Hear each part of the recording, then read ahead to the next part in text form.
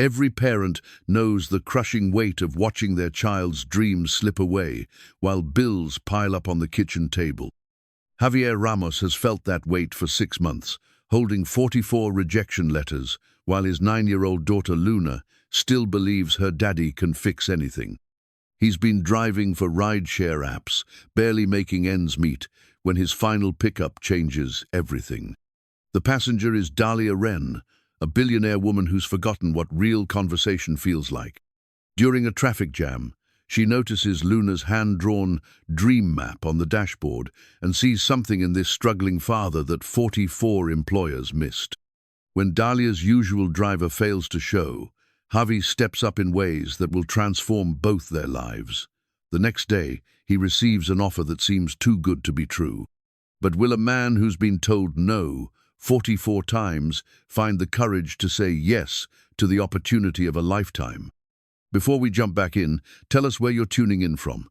And if this story touches you, make sure you're subscribed, because tomorrow I've saved something extra special for you. The alarm clock's shrill cry pierced the pre-dawn darkness of apartment 3B at exactly 5:47 a.m., 3 minutes before Javier Ramos would have preferred to wake up. But preference had become a luxury he couldn't afford, filed away in the same mental drawer as weekend sleep-ins and grocery shopping, without calculating every dollar.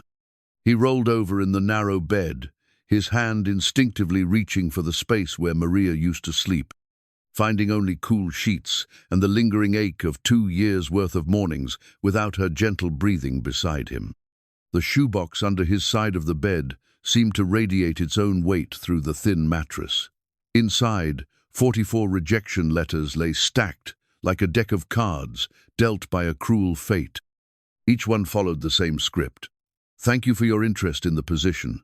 Unfortunately, we have decided to pursue other candidates. We wish you the best of luck in your future endeavors. The last phrase had become a bitter joke. Future endeavors. As if luck was something you could manufacture in a cramped, one-bedroom apartment where the heater worked sporadically and the water pressure varied based on how many neighbors were showering simultaneously.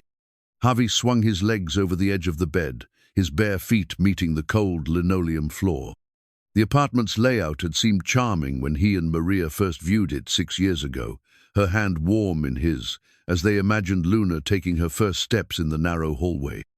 Now, with his daughter sleeping on the fold-out couch in what generously passed for a living room, the space felt like a constant reminder of promises he couldn't keep.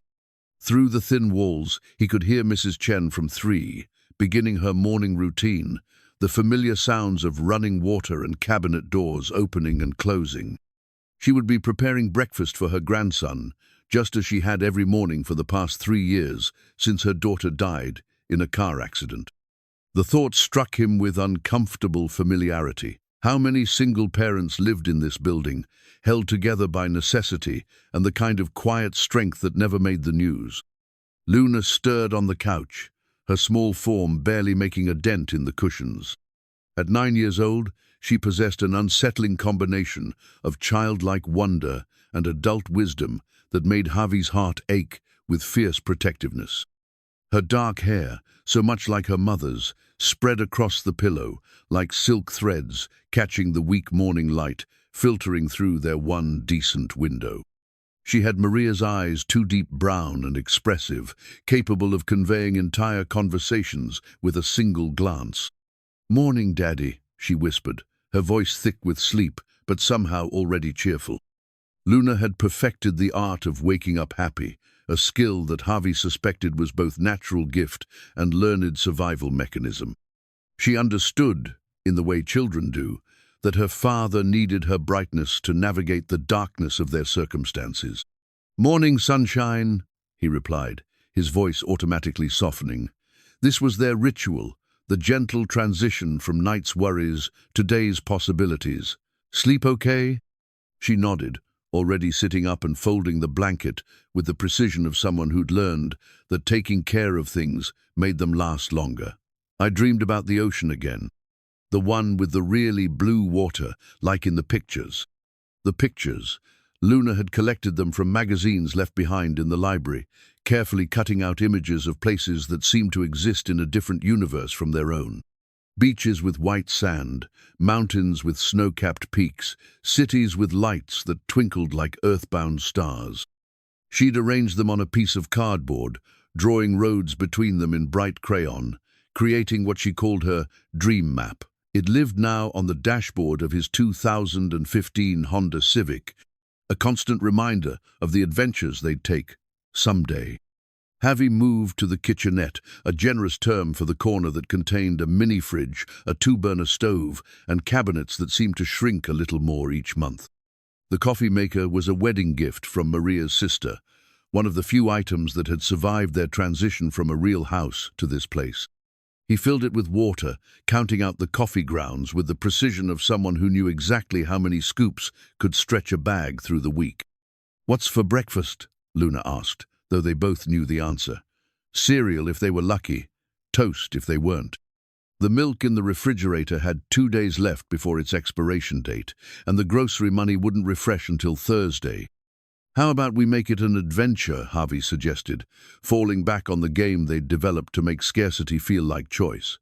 What would pirates eat for breakfast? Luna's eyes lit up with the theatrical delight of a child who understood the value of imagination. "Hardtack, and oranges to prevent scurvy." "Oranges are expensive," Javi thought, but said instead, "I think we've got some toast that could pass for hardtack, Captain Luna." As she giggled and saluted him with exaggerated formality, Javi felt the familiar tightness in his chest that accompanied moments of joy. How long could he keep this up? How long before Luna realized that other kids didn't have to pretend their breakfast was an adventure because their fathers couldn't afford anything better? The shower ran cold after 4 minutes, another reminder that their building's infrastructure was held together by prayer and the landlord's reluctance to invest in actual repairs. Javi had learned to wash efficiently, conserving hot water the way his generation had once conserved gas during long road trips. Luxury was a word that had gradually disappeared from his vocabulary, replaced by terms like necessary and maybe next month. Luna was dressed and ready by the time he emerged, her backpack packed with the same methodical care she applied to everything else. Her school clothes were clean, but showing wear, the kind of wear that other parents might not notice, but that made Javi's jaw clench with frustration. She deserved better. She deserved new clothes and fresh school supplies, and the confidence that came with not having to worry about whether her father could afford the field trip fee. "Ready for school?" he asked, though the question was more for himself than for her. "Always," she replied, and meant it. Education was the one thing they both believed in unconditionally, the ladder that might eventually lead them out of apartment 3B and into the kind of life Maria had dreamed about for their daughter. The walk to Roosevelt Elementary took 12 minutes, a journey that had become their daily meditation. Luna chatted about her teacher, Mrs. Patterson, and the upcoming science fair project she wanted to do on renewable energy. "Maybe we could build a solar panel," she suggested with the casual optimism of someone who hadn't yet learned that some dreams required resources they didn't have. "We'll see what we can figure out," Javi replied, already mentally calculating the cost of supplies and wondering if the library had books on solar energy projects for kids. After dropping Luna off, Javi returned to his car and opened the rideshare app on his phone. The screen showed a map of the city dotted with potential passengers, each one representing a few dollars toward rent, groceries, or the electric bill. He'd been driving for 3 different apps for the past 8 months, ever since the warehouse job disappeared, when the company moved operations to a state with lower labor costs. The Honda's interior smelled like air freshener and determination. He'd learned that presentation mattered. Passengers rated drivers on cleanliness, punctuality, and demeanor. A low rating meant fewer ride requests, which meant less money, which meant the difference between making rent and having another difficult conversation with Mr. Kowalski, their understanding, but increasingly impatient landlord. Luna's dream map caught his eye, as it did every morning. She'd added new elements over the past few weeks: a zoo with elephants, a museum with dinosaurs, an amusement park with roller coasters that touched the sky. Each edition was drawn with the careful attention of someone who believed in the power of visualization, who'd heard somewhere that writing down your dreams made them more likely to come true. His phone buzzed with a ride request. Pick up at Highland Avenue, drop off at the business district. The fare would be about $8, minus the app's commission, minus gas, minus the invisible tax of vehicle depreciation. Still, $8 was $8, and $8 was lunch money for Luna. The passenger was a woman in her 30s, professionally dressed, talking rapidly into her phone about quarterly projections and market analytics. She barely acknowledged Javi's greeting, too absorbed in her own world of corporate urgency to notice the careful way he'd cleaned the car or the respectful distance he maintained between driver and passenger. This was the part of the job that required the most skill, the ability to become invisible when needed, conversational when appropriate, and always professional, regardless of how he was treated. Some passengers saw him as a person, others saw him as a service. He'd learned to navigate both with equal grace, understanding that his income depended on his ability to make people comfortable with their choices. "Traffic's looking good today," he offered during a lull in her phone conversation. "Mm-hmm," she replied, without looking up from her screen.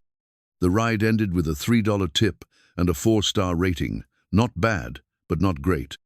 In the gig economy, 4 stars was the equivalent of a failing grade, a signal to the algorithm that maybe this driver wasn't quite up to standard. By lunchtime, Javi had completed 6 rides, earning $43 before expenses. It was enough to buy groceries for the next 2 days, but not enough to address the growing stack of bills on their kitchen table. The rent was due in 8 days, and he was still $200 short. The electricity bill had a yellow notice attached, warning of disconnection if payment wasn't received by Friday. He parked outside Luna's school and allowed himself 5 minutes to think. The rejection letters in the shoebox under his bed represented more than just missed opportunities. They were proof that despite his best efforts, despite his willingness to work any job, despite his desperation to provide for his daughter, the world kept saying no.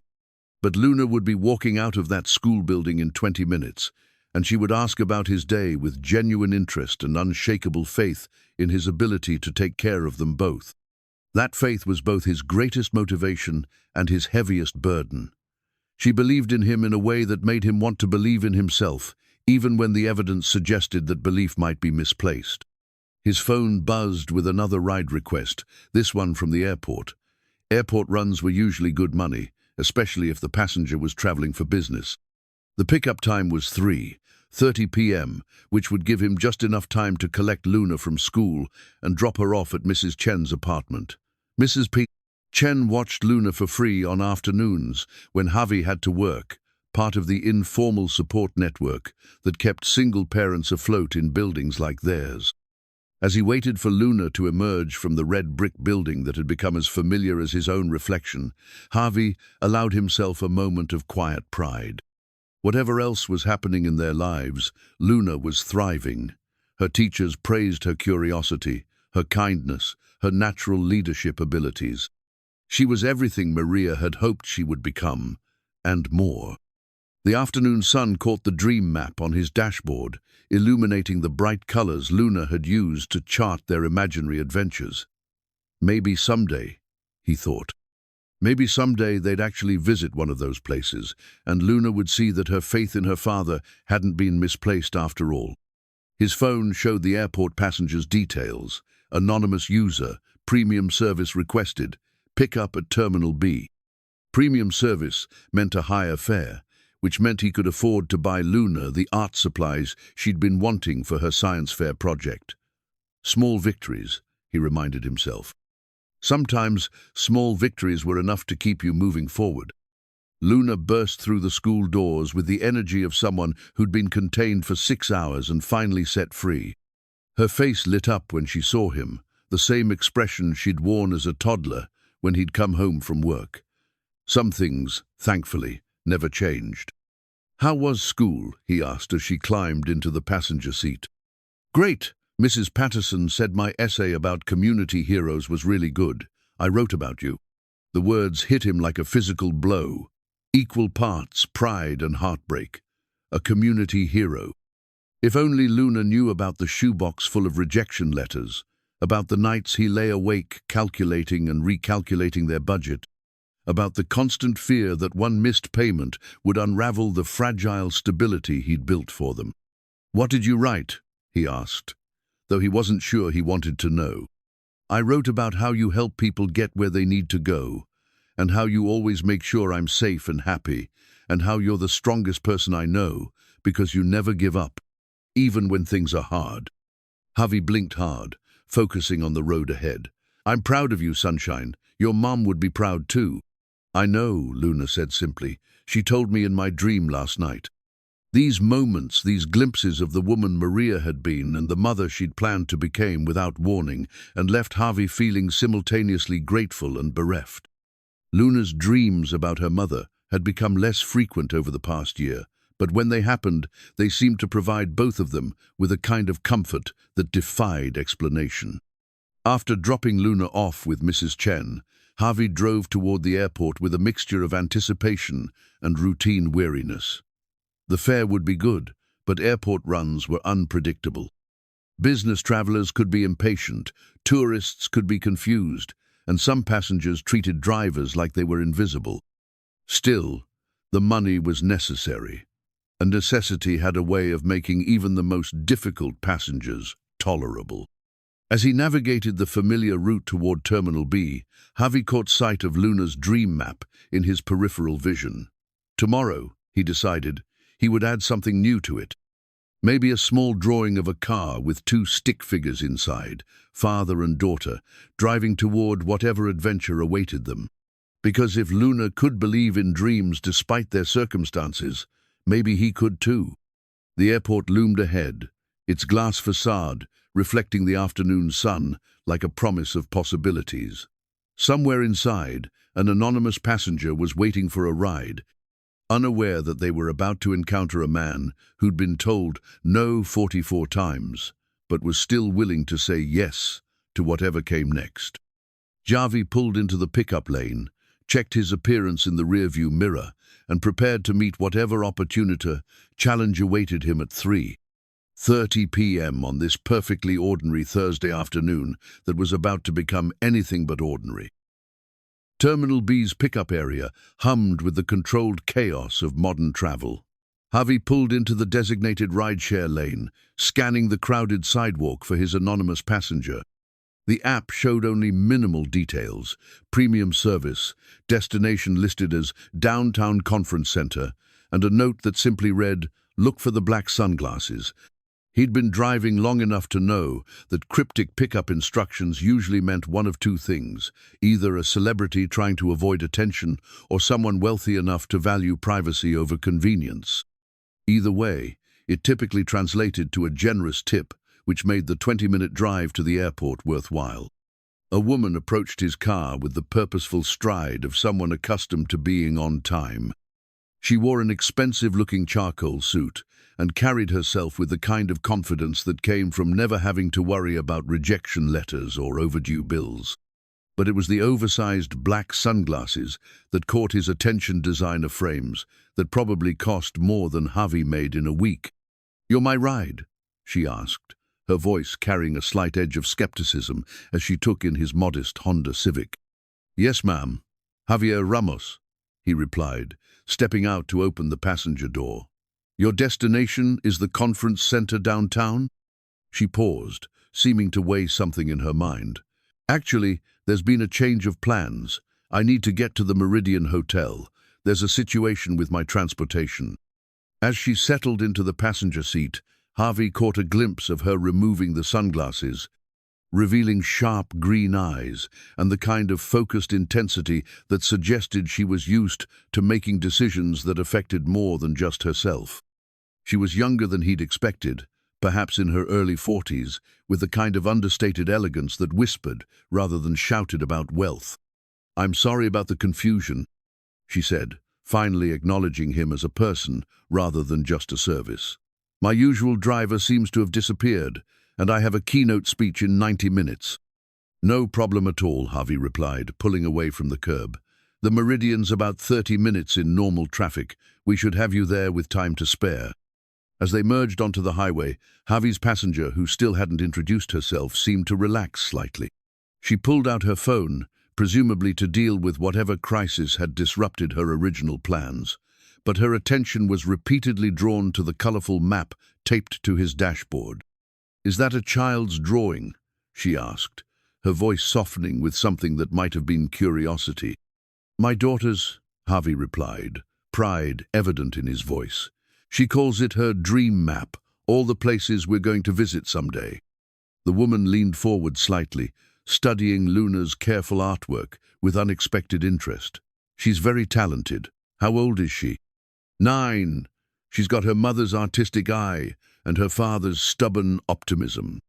"And her father's what?" The question came out more personal than professional, as if she'd forgotten for a moment that he was a paid driver rather than a conversation partner. "Stubbornness," Javi said with a gentle laugh. "The kind that keeps you going even when logic suggests you should quit." They drove in comfortable silence for several minutes, the late afternoon sun casting long shadows across the highway. Traffic was heavier than usual, the kind of congestion that could turn a 30-minute drive into an hour-long ordeal. Javi noticed his passenger checking her phone repeatedly, her jaw tightening with each glance at the time. "We're going to hit some construction ahead," he said, his tone reassuring. "But I know a shortcut through the warehouse district that'll save us about 15 minutes. "You're sure?" she asked, and he caught something in her voice, no doubt about his driving ability, but the kind of anxiety that came from having hundreds of people waiting for your appearance. "Positive. I've been driving this city for 8 months. You learn the patterns." As he took the next exit, steering them away from the main thoroughfare and into the industrial maze of warehouses and distribution centers, his passenger seemed to study him with new attention. 8 months, she repeated. "What did you do before?" "Warehouse management. Company moved operations to Tennessee."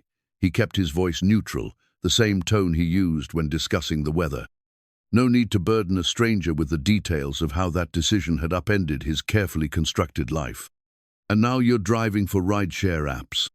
"Now I'm driving for rideshare apps," he confirmed. "It's honest work, and it lets me be there for my daughter when she needs me."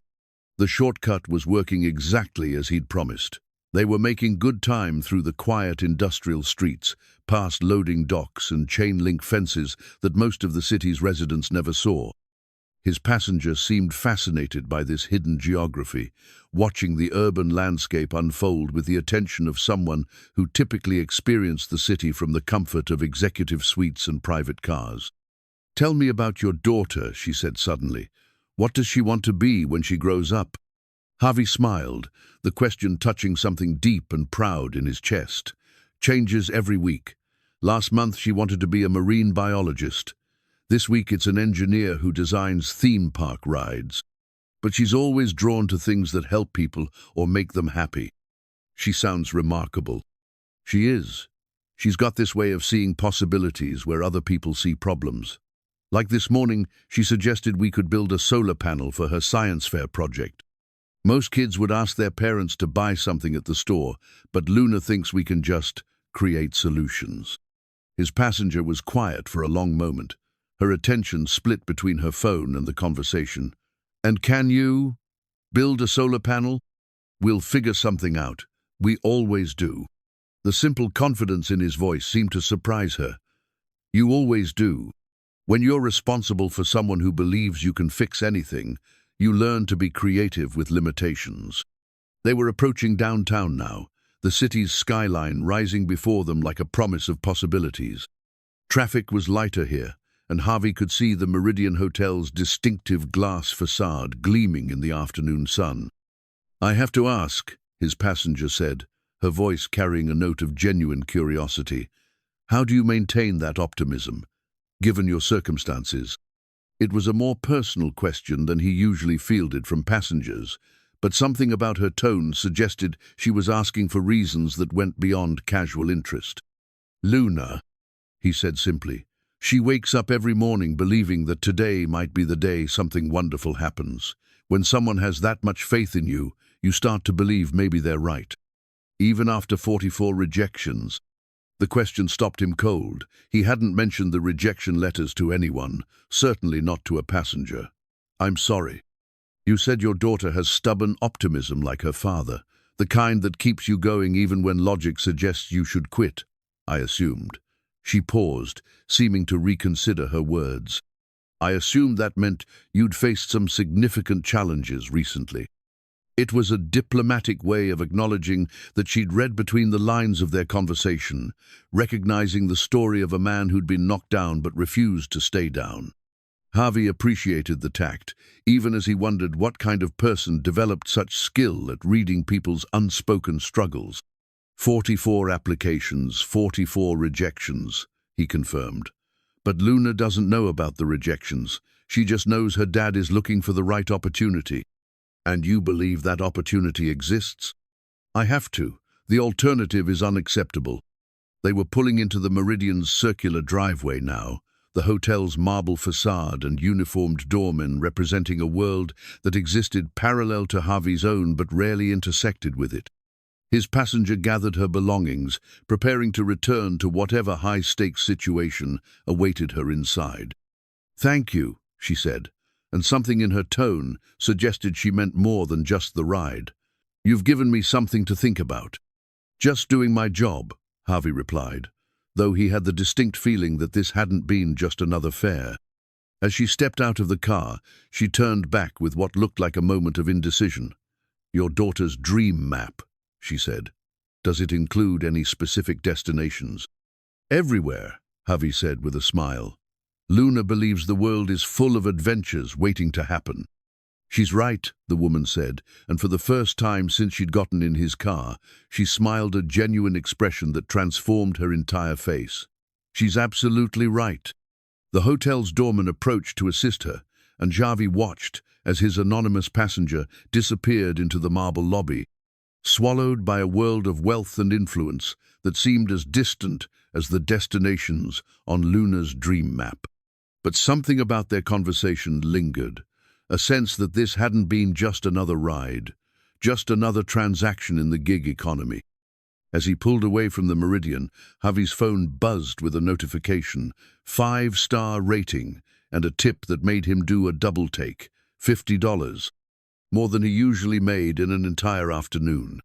But it was the message that accompanied the tip that made him pull over to read it properly. Thank you for reminding me what real optimism looks like. Your daughter is lucky to have you. Javi stared at the screen, wondering who this mysterious passenger had been and why their brief conversation had felt like something more than chance encounter. In his experience, the wealthy passengers who could afford to tip $50 typically treated their drivers as invisible service providers, not as conversation partners worthy of personal interest. As he drove back toward Luna's school, he found himself thinking about the woman's questions and the way she'd studied his daughter's artwork with such focused attention. There had been something deliberate about her curiosity, as if she were gathering information for a purpose he couldn't quite identify. But perhaps he was reading too much into a simple act of kindness. In a world that had shown him 44 different ways to say no, maybe he'd forgotten how to recognize when someone was genuinely interested in saying yes. The afternoon sun caught Luna's dream map as he stopped at a red light, its bright colors a reminder that some dreams were worth pursuing, regardless of the odds. Tomorrow, he decided, he would add something new to the map maybe, a small drawing of a car with 2 stick figures inside, father and daughter, driving toward whatever adventure awaited them. Because if a 9-year-old could believe in dreams despite their circumstances, and if a mysterious passenger could see something worth $50 in a simple conversation about optimism, maybe the 45th opportunity would be the one that changed everything. The business card arrived on a Tuesday morning, slipped under the door of apartment 3B, while Javi was making Luna's breakfast.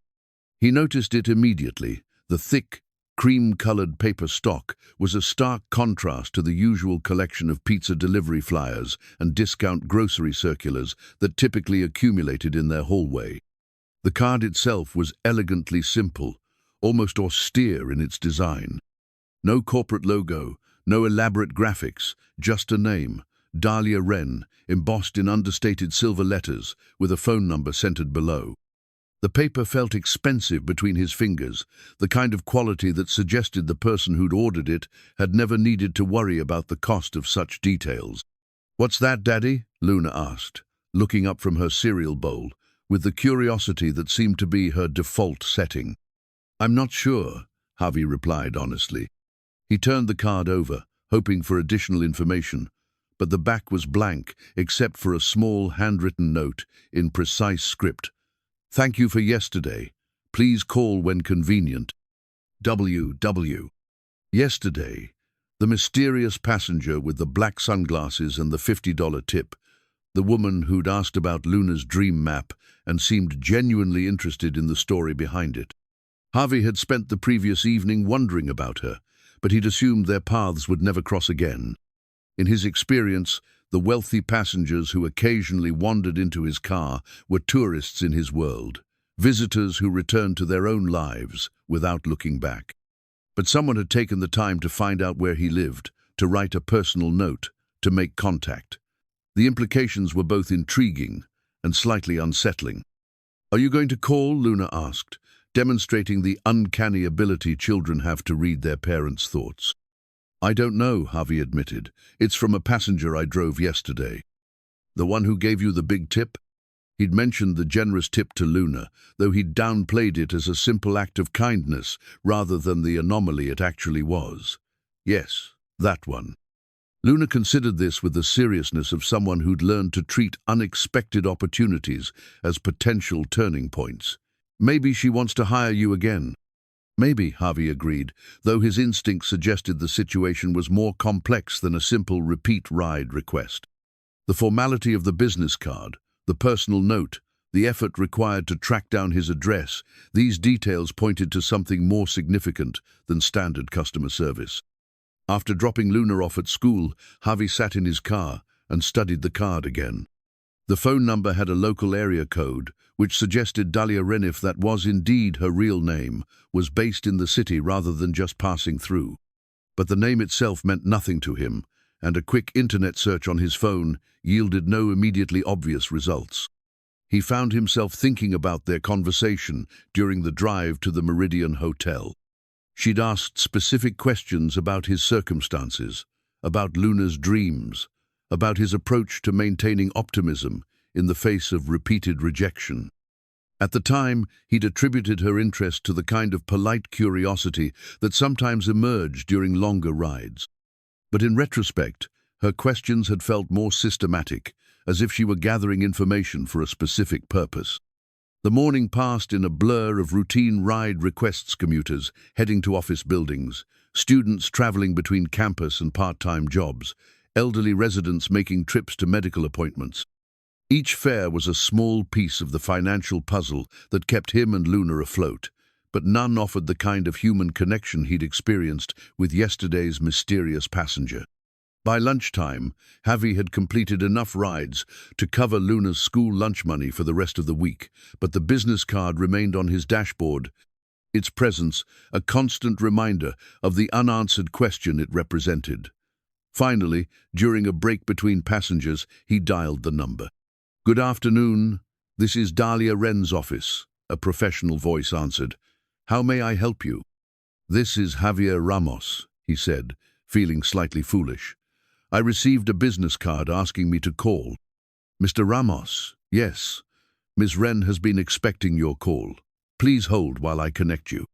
The brief hold music was classical, something elegant and unfamiliar that reinforced his sense of entering a world far removed from his own. When the line picked up again, he immediately recognized the voice from yesterday's ride. "Mr. Ramos, thank you for calling. I hope I didn't startle you with the business card." "Not exactly startled," Javi replied carefully, "but I'll admit I'm curious about why you wanted to reach out." "I was hoping we might meet for coffee," Dalia said. "I have a proposition that might interest you." The word proposition could mean almost anything, but something in her tone suggested she was serious about whatever she had in mind. "What kind of proposition?" "The kind that's better discussed in person. Are you free this afternoon? There's a cafe called Meridian Ground on 5th Street. Do you know it? Javi knew the Aryan upscale district, where a cup of coffee cost more than he typically spent on lunch. I could meet you there around 2 o'clock if that works. Perfect. I'll see you then. The line went dead, leaving Javi with more questions than answers. A proposition, a face-to-face meeting, the kind of mysterious summons that in his experience usually led to disappointment, but which Luna would undoubtedly interpret as the beginning of an adventure. He spent the next hour completing 2 more rides, but his mind kept returning to the conversation. What could a woman who traveled in private cars and stayed at hotels like the Meridian want with a ride-share driver who lived in a 1-bedroom apartment? The most logical explanation was that she'd been impressed with his service and wanted to offer him some kind of regular driving arrangement.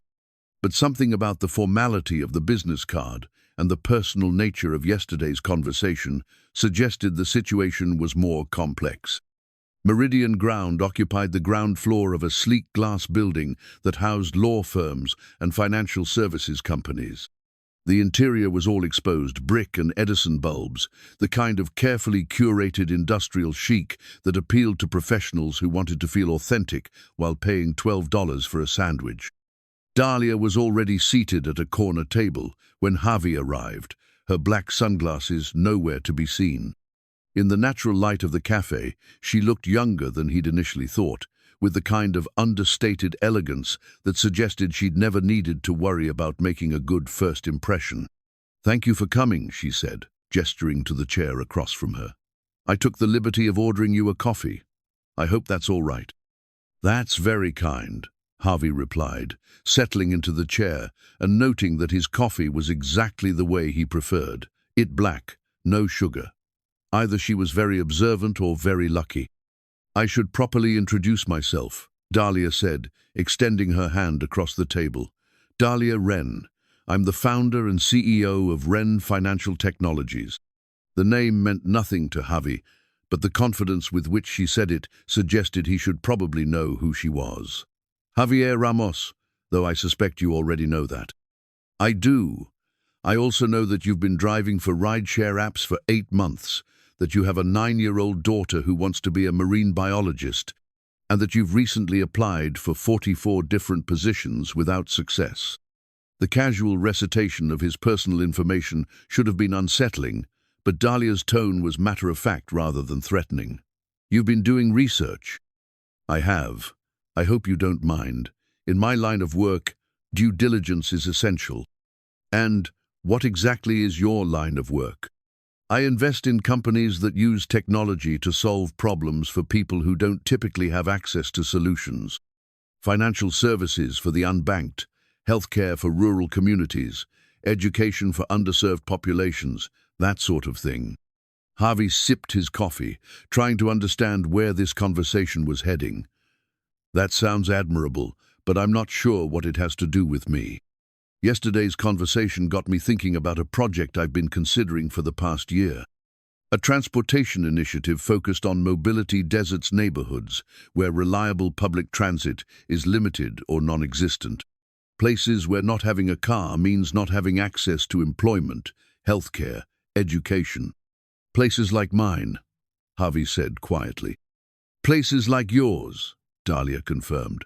"The technical aspects of the project are straightforward. Autonomous vehicles, smart routing, subsidized fares. But the real challenge is understanding the human element. What do people actually need? How do they make decisions about transportation? What are the barriers that technology alone can't address? And you think I might have insights into those questions? I think you might be exactly the person I need to help me find the answers." Javi set down his coffee cup, studying Dalia's face for any sign that this was some kind of elaborate joke. "What exactly are you asking me to do?" "I'm asking you to consider a position as my personal driver and logistics coordinator. But more than that, I'm asking you to help me understand the communities we're trying to serve." The words hung in the air between them, so unexpected that Javi wasn't sure he'd heard correctly. "You want to hire me as your driver. I want to hire you as my partner in this project. The driving would be part of it, but the real job would be serving as my guide to the real world." The world where people count every dollar, where missing a shift means missing rent, where transportation isn't just convenience, it's survival. Javi felt a familiar tightness in his chest, the same sensation he'd experienced during job interviews when the position seemed too good to be true. Why me? Because yesterday, during a 20-minute car ride, you demonstrated more insight into human nature and problem-solving than most of the consultants I've worked with over the past year.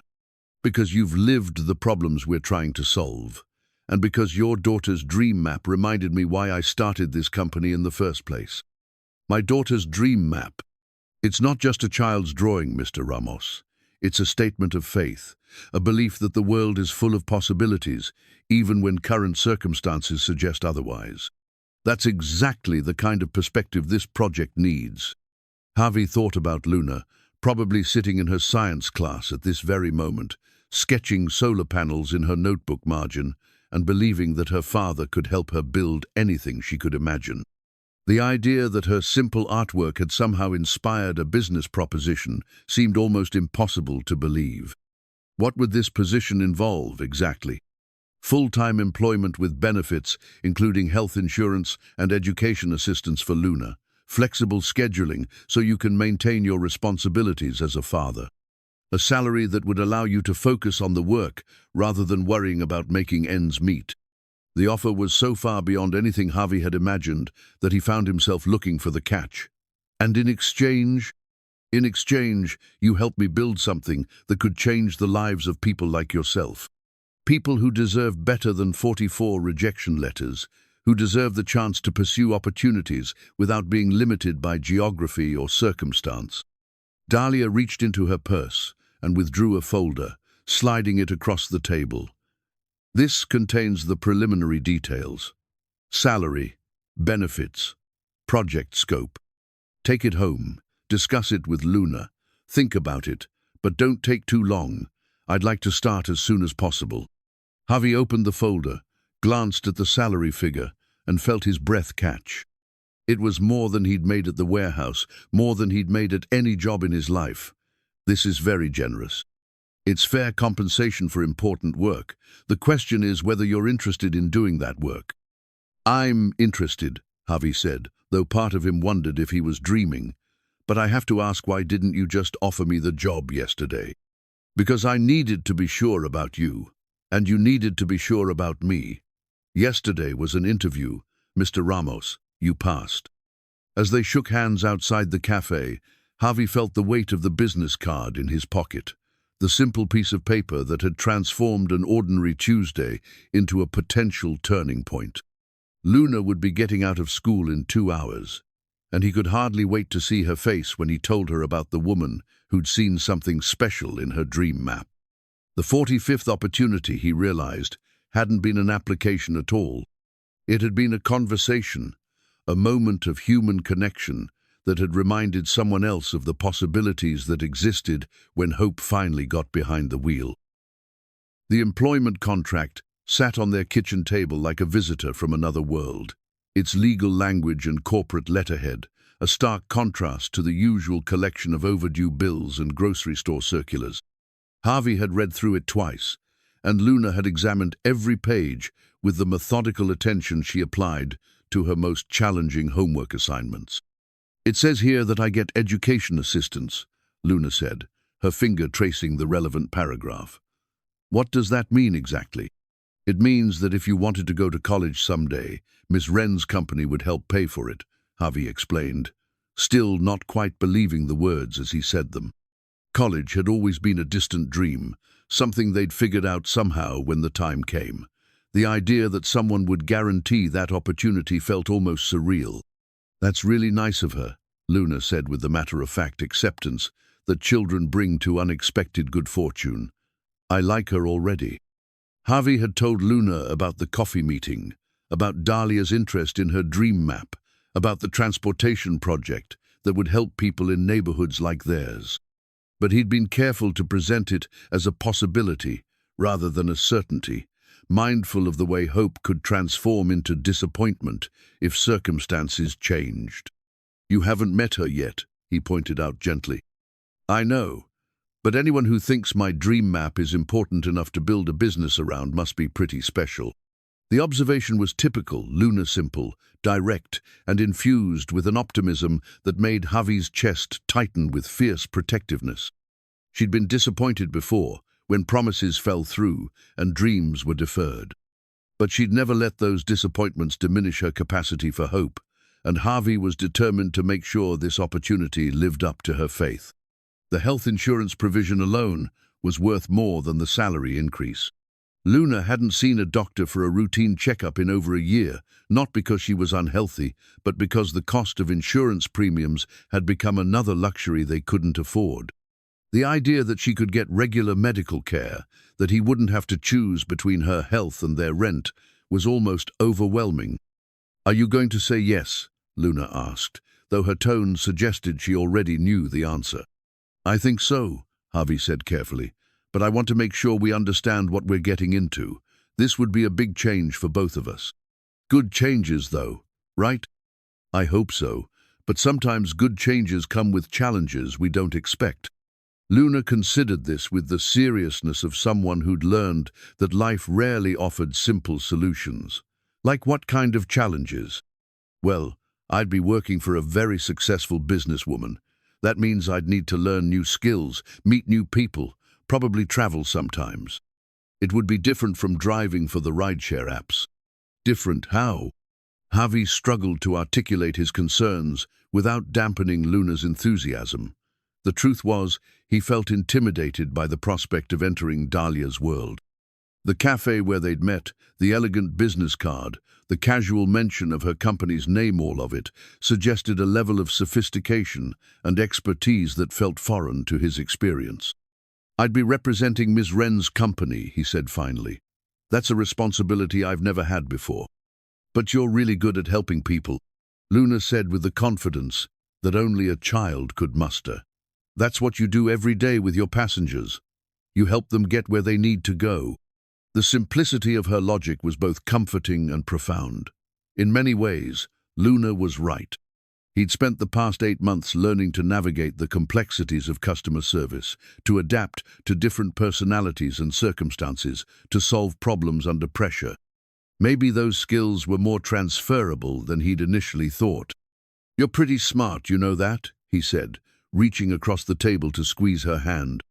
"I get it from my dad," Luna replied with a grin that reminded him so much of Maria that he had to look away for a moment. That evening, after Luna had gone to bed, Javi called the number on Dalia's business card. She answered on the second ring, her voice crisp and professional, even at 8 o'clock at night. "Ms. Wren, this is Javier Ramos. I've reviewed the contract, and I'd like to accept the position."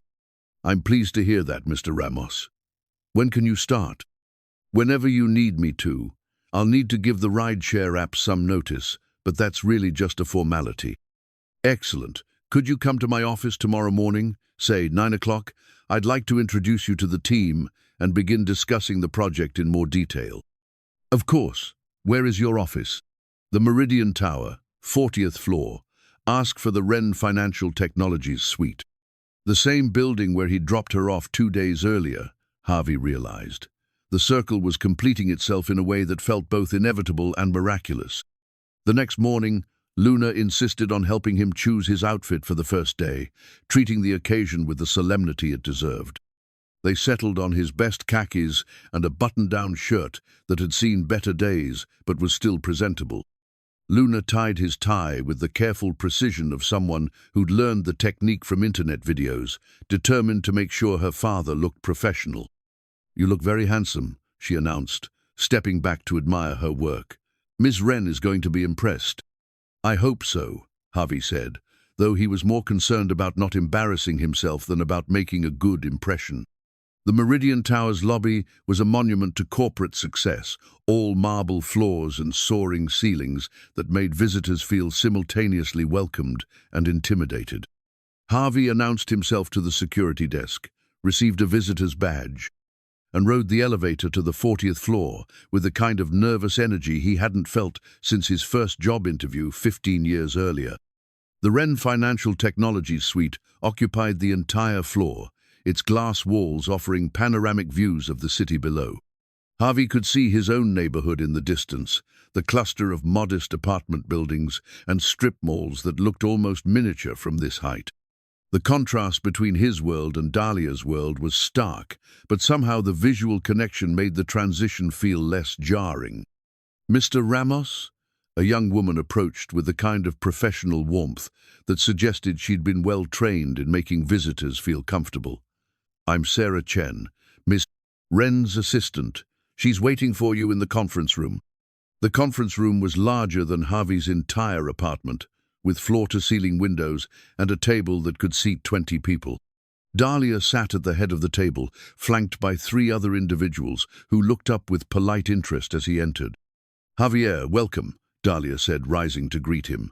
"I'd like you to meet the core team for the mobility project." The introductions were a blur of names and titles: a transportation engineer, a software developer, a community outreach coordinator. Each person seemed genuinely pleased to meet him, though Javi couldn't shake the feeling that they were all wondering what qualified a rideshare driver to be part of their high-level planning discussions. "Javier brings a perspective that's been missing from this project," Dalia explained, as if reading his thoughts. "Real-world experience with the transportation challenges we're trying to solve. His insights will be invaluable as we move forward." The meeting lasted 2 hours, covering everything from route optimization algorithms to community engagement strategies. Javi found himself contributing more than he'd expected, his practical knowledge of the city's transportation patterns proving surprisingly relevant to the technical discussions. "The biggest challenge isn't the technology," he found himself saying at one point. "It's trust. People in my neighborhood have been promised solutions before, and they've learned to be skeptical. If you want this to work, you need to prove that you understand their actual needs, not just what you think they need." The transportation engineer nodded thoughtfully. "That's exactly the kind of insight we need. How do we build that trust?"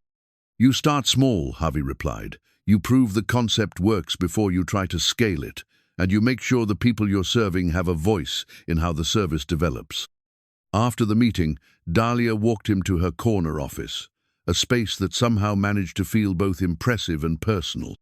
Family photos sat on her desk alongside industry awards, and the walls were lined with books that looked like they'd actually been read rather than just displayed.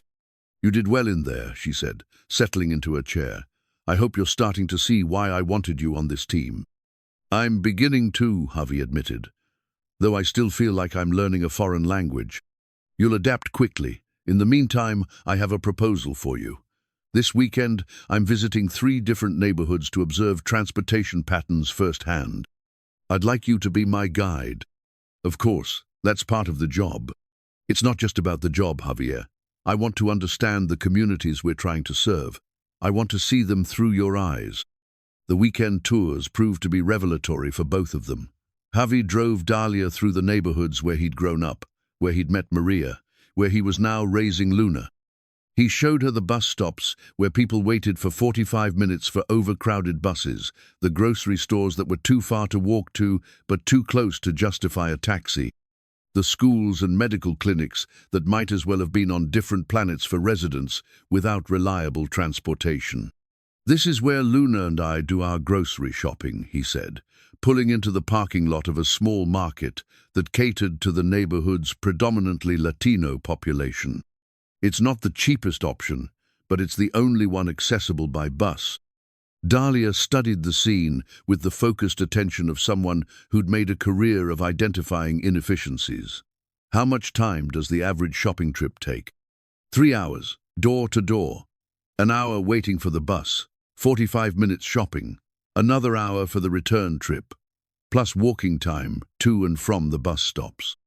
3 hours for groceries, Dalia repeated, making a note on her tablet. "And if someone works 2 jobs, or has young children, or has mobility issues?" "It becomes impossible," Javi finished. "So people either spend money they don't have on convenience stores, or they rely on friends and family for rides, or they just go without." By the end of the weekend, Dalia had filled 3 notebooks with observations and questions. But more than that, she seemed to have developed a genuine appreciation for the resourcefulness and resilience of the people she'd met. "I've been thinking about transportation as a technical problem," she said as they drove back toward downtown. "But it's really about dignity, isn't it? About people's ability to access opportunities without having to ask for help." "Exactly," Javi replied. "When you have reliable transportation, you have choices. When you don't, you're dependent on other people's schedules and goodwill." "And Luna, how does she get to school activities, doctor appointments, things like that?" "We make it work," Javi said simply. "Mrs. Chen helps sometimes, or I adjust my driving schedule, but it's always a negotiation, always a compromise." "That's going to change," Dalia said with the quiet confidence of someone who'd made a decision. "For Luna and for families like yours." The following Monday, Javi officially started his new position. His first task was to help Dalia prepare for a board presentation about the mobility project, translating the technical specifications into real-world impact stories. They worked side by side in her office, Dalia's corporate expertise complementing Javi's street-level insights in ways that surprised them both. The average resident of a mobility desert spends 14 hours per week dealing with transportation challenges, Dalia read from her notes. "But that's just a statistic. Can you help me make it personal?" Javi thought about his own experience, about the countless hours he'd spent waiting for buses, walking to distant destinations, coordinating rides with neighbors. 14 hours is almost 2 full workdays. It's the time Luna could spend on homework, or the time I could spend with her, instead of figuring out how to get her to dance class. Dance class? She's been wanting to take lessons for 2 years, but the studio is across town, and the class schedule doesn't align with the bus routes, so it's been another dream deferred. Dalia made a note, and Javi could see the wheels turning in her mind. What if that changes? What if reliable transportation means Luna can take dance lessons? Then she'd probably be the happiest 9-year-old in the city, Javi said, though he was careful not to get ahead of himself. Dreams had a way of becoming disappointments when you counted on them too heavily. "Let's make sure she gets that chance," Dalia said, and something in her tone suggested she was making a promise rather than just expressing a hope. That evening, as Javi helped Luna with her homework, he found himself thinking about the day's conversations. The contract on their kitchen table represented more than just a jobit, was a bridge between two worlds, a chance to help build something that could transform not just their own lives, but the lives of countless other families facing similar challenges. "How was your first day?" Luna asked, looking up from her math worksheet. "Good," Javi said, though the word felt inadequate to describe the complexity of emotions he'd experienced. "Miss Wren is very smart, and she really cares about helping people." "I told you she was special," Luna said with the satisfaction of someone whose instincts had been proven correct. "When do I get to meet her?" "Soon," Javi promised. "She's very interested in meeting you too. Because of my dream map. Because of your dream map, and because you're the most important person in my life. She understands that any job worth having has to work for both of us." Luna smiled, returning to her homework with the contentment of someone who'd never doubted that everything would work out exactly as it should. And for the first time in months, Javi found himself believing she might be right. The prototype smart shuttle looked like something from a science fiction movie, its sleek white exterior and panoramic windows, a stark contrast to the battered city buses that currently served Javi's neighborhood. It sat in the parking lot of Wren Financial Technologies like a promise of the future, surrounded by engineers and technicians making final adjustments to its autonomous navigation systems. "It's beautiful," Luna whispered, her hand pressed against the glass as she peered inside at the comfortable seating and digital displays. "It looks like a spaceship." "That's the idea," Dalia said, appearing beside them with the kind of smile that suggested she was as excited about the unveiling as Luna was. "We want people to feel like they're stepping into the future, not just catching a ride." It had been 3 weeks since Javi started his new position, and the learning curve had been steeper than he'd anticipated. Corporate meetings, technical specifications, budget projections, the language of business was indeed foreign territory. But gradually, he'd found his footing, discovering that his practical experience translated into insights that the rest of the team often overlooked. The route optimization is impressive, he said, studying the tablet that displayed the shuttle's planned path through the city. But what happens when there's construction, or an accident, or just heavy traffic? Real-world conditions don't always match the algorithm's assumptions. That's why we're starting with a pilot program, Dalia explained. 6 months of testing in 3 different neighborhoods, with real passengers and real challenges. We'll learn as we go. The pilot program had been Javi's suggestion, born from his understanding that communities like his own needed to see proof before they'd embrace change.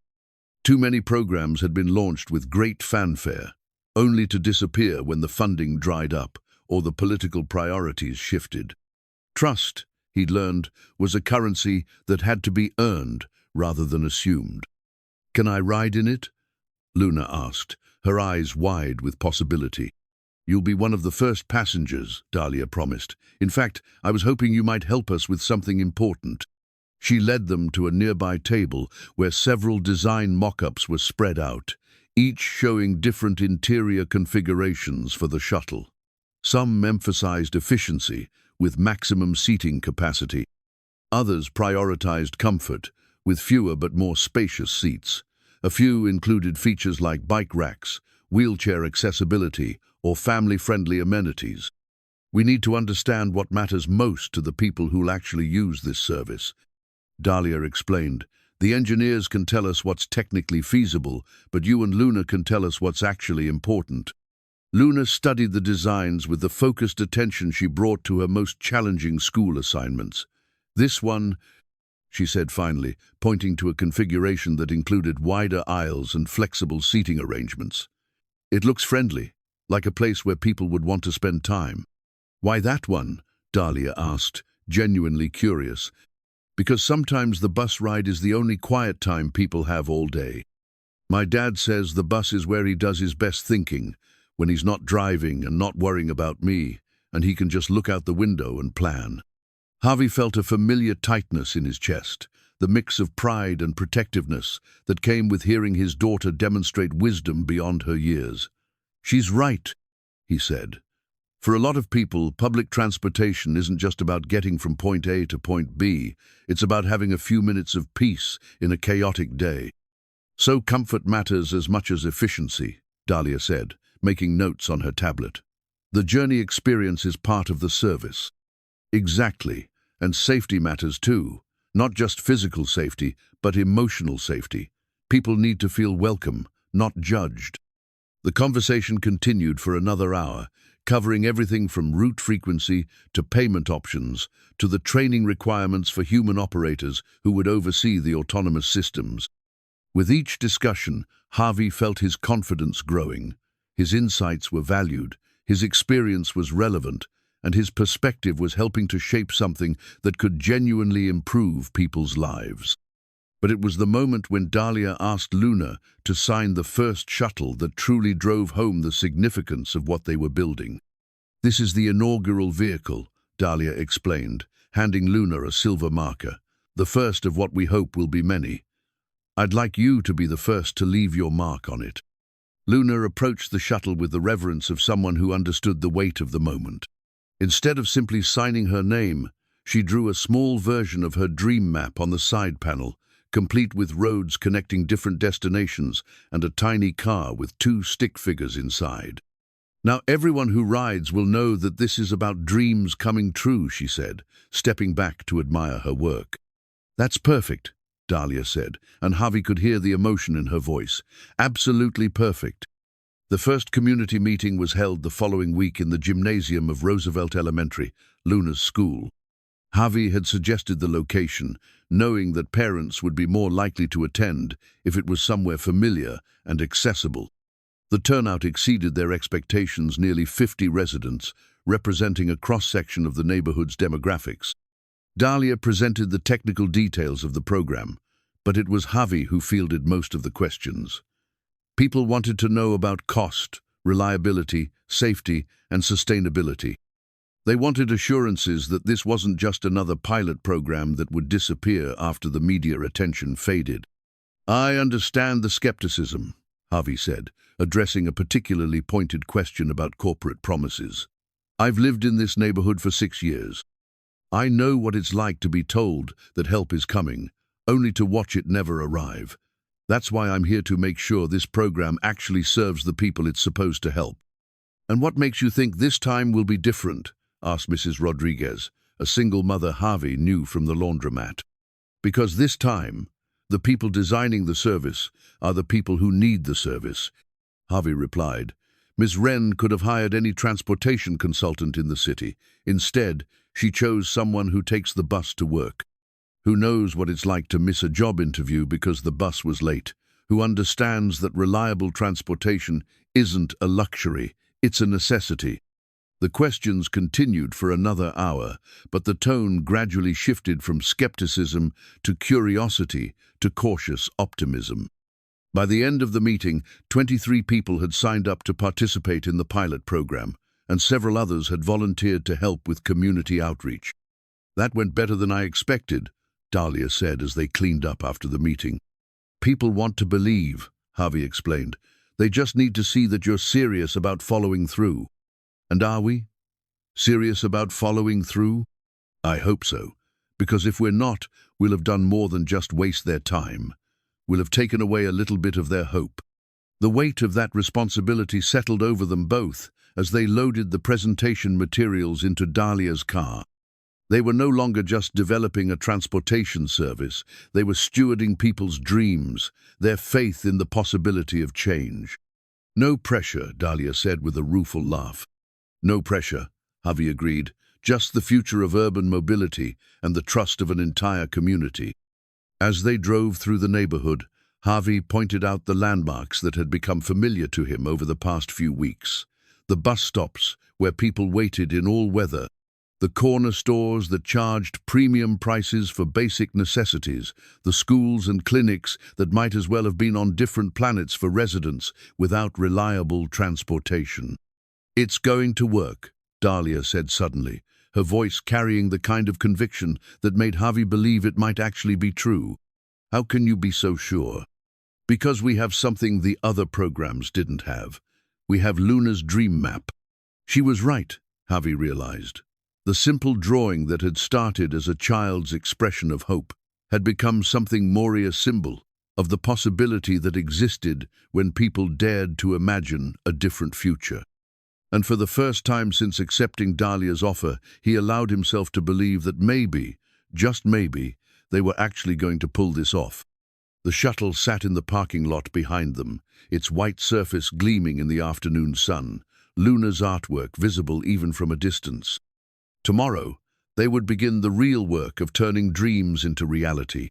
But tonight, as Javi helped Luna with her homework and listened to her excited chatter about the day's events, he felt something he hadn't experienced in months, genuine optimism about the future. The 45th opportunity, it turned out, hadn't been an application after all. It had been a conversation, a moment of human connection, and a child's drawing that had reminded two adults why some dreams were worth pursuing regardless of the obstacles. The wedding ring hung on a thin gold chain around Javi's neck, its familiar weight a constant reminder of the life he'd shared with Maria and the promises he'd made to honor her memory. He touched it absently as he stood in Dalia's office, watching her pace behind her desk with the kind of restless energy that had become familiar over the past month. "There's something I need to tell you," Dalia said, finally settling into her chair, "about why this project matters so much to me." They'd been working together for 6 weeks now, and while their professional relationship had evolved into something approaching friendship, Dalia had remained carefully private about her personal motivations. Javi had respected that boundary, understanding that everyone carried their own burdens and shared them only when they were ready. "You don't have to tell me anything you're not comfortable sharing," he said gently. "I know, but I want to. I need to." She opened her desk drawer and withdrew a small framed photograph, placing it where they could both see it.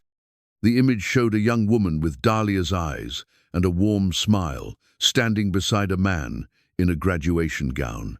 "This is my sister, Elena. She was killed by a drunk driver 3 years ago." Javi felt his breath catch. "I'm sorry, I had no idea. It was a hit and run. She was walking home from her job at a community health clinic, waiting for the bus at a stop that wasn't properly lit. The driver was never found. Dalia's voice was steady, but Javi could hear the controlled emotion beneath the surface. Elena chose to work in underserved communities because she believed everyone deserved access to healthcare. She could have had a lucrative practice in the suburbs, but she wanted to make a difference. She sounds like she was an incredible person. She was, and she died because she didn't have a car and had to rely on public transportation that was inadequate and unsafe. Dalia picked up the photograph, studying her sister's face. I've spent the last 3 years trying to figure out how to honor her memory. I've donated money to healthcare clinics, funded scholarship programs, supported various causes, but none of it felt right. None of it addressed the root problem. Transportation equity, Javi said quietly. Transportation equity. Elena died because she lived in a mobility desert, just like the neighborhoods we're trying to serve. If she'd had access to reliable, safe transportation, she'd still be alive today. The revelation recontextualized everything Javi had observed about Dalia's approach to the project. Her attention to safety features, her insistence on well-lit stops, her focus on serving the most vulnerable population all made sense now. Is that why you were at the airport that day, he asked. Coming back from visiting her grave. Coming back from the community health clinic where she worked. I go there every year on the anniversary of her death. It's my way of staying connected to her mission. And you were in my car because your usual driver failed to show up. Because my usual driver failed to show up. Dalia confirmed. Which means Elena brought us together. She always believed in signs, in the idea that the universe conspires to help people who are trying to do good work. Javi touched the ring hanging around his neck, thinking about Maria and the ways grief could transform into purpose. My wife died in a car accident too. Different circumstances, but the same result. Luna and we're still learning how to carry on without her. How do you do it? How do you maintain hope when you've lost someone so important? Luna, Javi said simply. She keeps me focused on the future instead of the past. She believes her mum is still with us, still guiding us. And maybe she's right. Maybe Maria led me to you, just like Elena led you to me. They sat in comfortable silence for a moment, two people who'd found common ground in shared loss and shared purpose. Outside the office windows, the city stretched toward the horizon, filled with people who were struggling to get where they needed to go, who deserved better than the transportation options currently available to them. Luna wants to meet you properly, Javi said eventually. She's been asking about you constantly since the shuttle demonstration. I'd like that, Dalia replied. Would you both like to come to my place for dinner this weekend? I make a mean chicken enchiladas. You cook? I've been learning. It's therapeutic, and it reminds me of family dinners with Elena. She was the real chef in our family. Saturday evening found Javi and Luna standing outside Dalia's penthouse apartment, both of them dressed in their nicest clothes and carrying a bottle of sparkling cider that Luna had insisted on buying as a hostess gift. The apartment occupied the top floor of a converted warehouse, its exposed brick walls and floor-to-ceiling windows offering spectacular views of the city. Wow, Luna breathed, her eyes wide as she took in the space. It's like a castle in the sky. I like that description, Dalia said, appearing from the kitchen with an apron tied around her waist. Much better than overpriced urban loft. The apartment was elegantly furnished, but felt lived in rather than staged. Books were stacked on every surface, plants thrived in the abundant natural light, and family photographs created a warm, personal atmosphere. Luna gravitated immediately toward a gallery wall that showcased what appeared to be artwork from children in various communities. Did kids make these? She asked, studying a colorful painting of a neighborhood street scene. They did. I collect art from community centers and schools in the areas where our company works. It reminds me of why we do what we do. That's really cool. Do you want to see my latest addition to the dream map? Luna produced a folded piece of paper from her backpack, revealing an updated version of her original drawing. The new version included the smart shuttle, now labeled Hope Bus, along with destinations like Dalia's house and Dad's new job. This is beautiful, Dalia said, examining the artwork with genuine appreciation. I especially like the Hope Bus. That's exactly what we're trying to create. Dad says you're going to help lots of families like ours get to places they need to go. That's the plan. What do you think is the most important place for families to be able to reach? Luna considered the question with the seriousness she brought to all important matters. Home. Because no matter where you go during the day, you always need to be able to get home safely. That's very wise, Dalia said, and Javi could see that she meant it. Your dad is raising a pretty special daughter. He's a pretty special dad, Luna replied matter-of-factly. Even when things are hard, he always finds a way to make me feel safe. The enchiladas were delicious, and the conversation flowed easily between the three of them. Luna regaled Dalia with stories from school, asked thoughtful questions about the shuttle program, and shared her latest ideas for improving the service. Dalia, in turn, showed genuine interest in Luna's thoughts and treated her as a valued consultant rather than just a cute kid. I have an idea, Luna announced over dessert. What if the shuttles had little libraries inside, like books that people could read during their rides and take home if they wanted?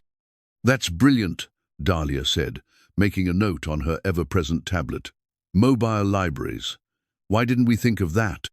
Because you're adults, Luna said, with the logic of someone who'd never doubted her own insights.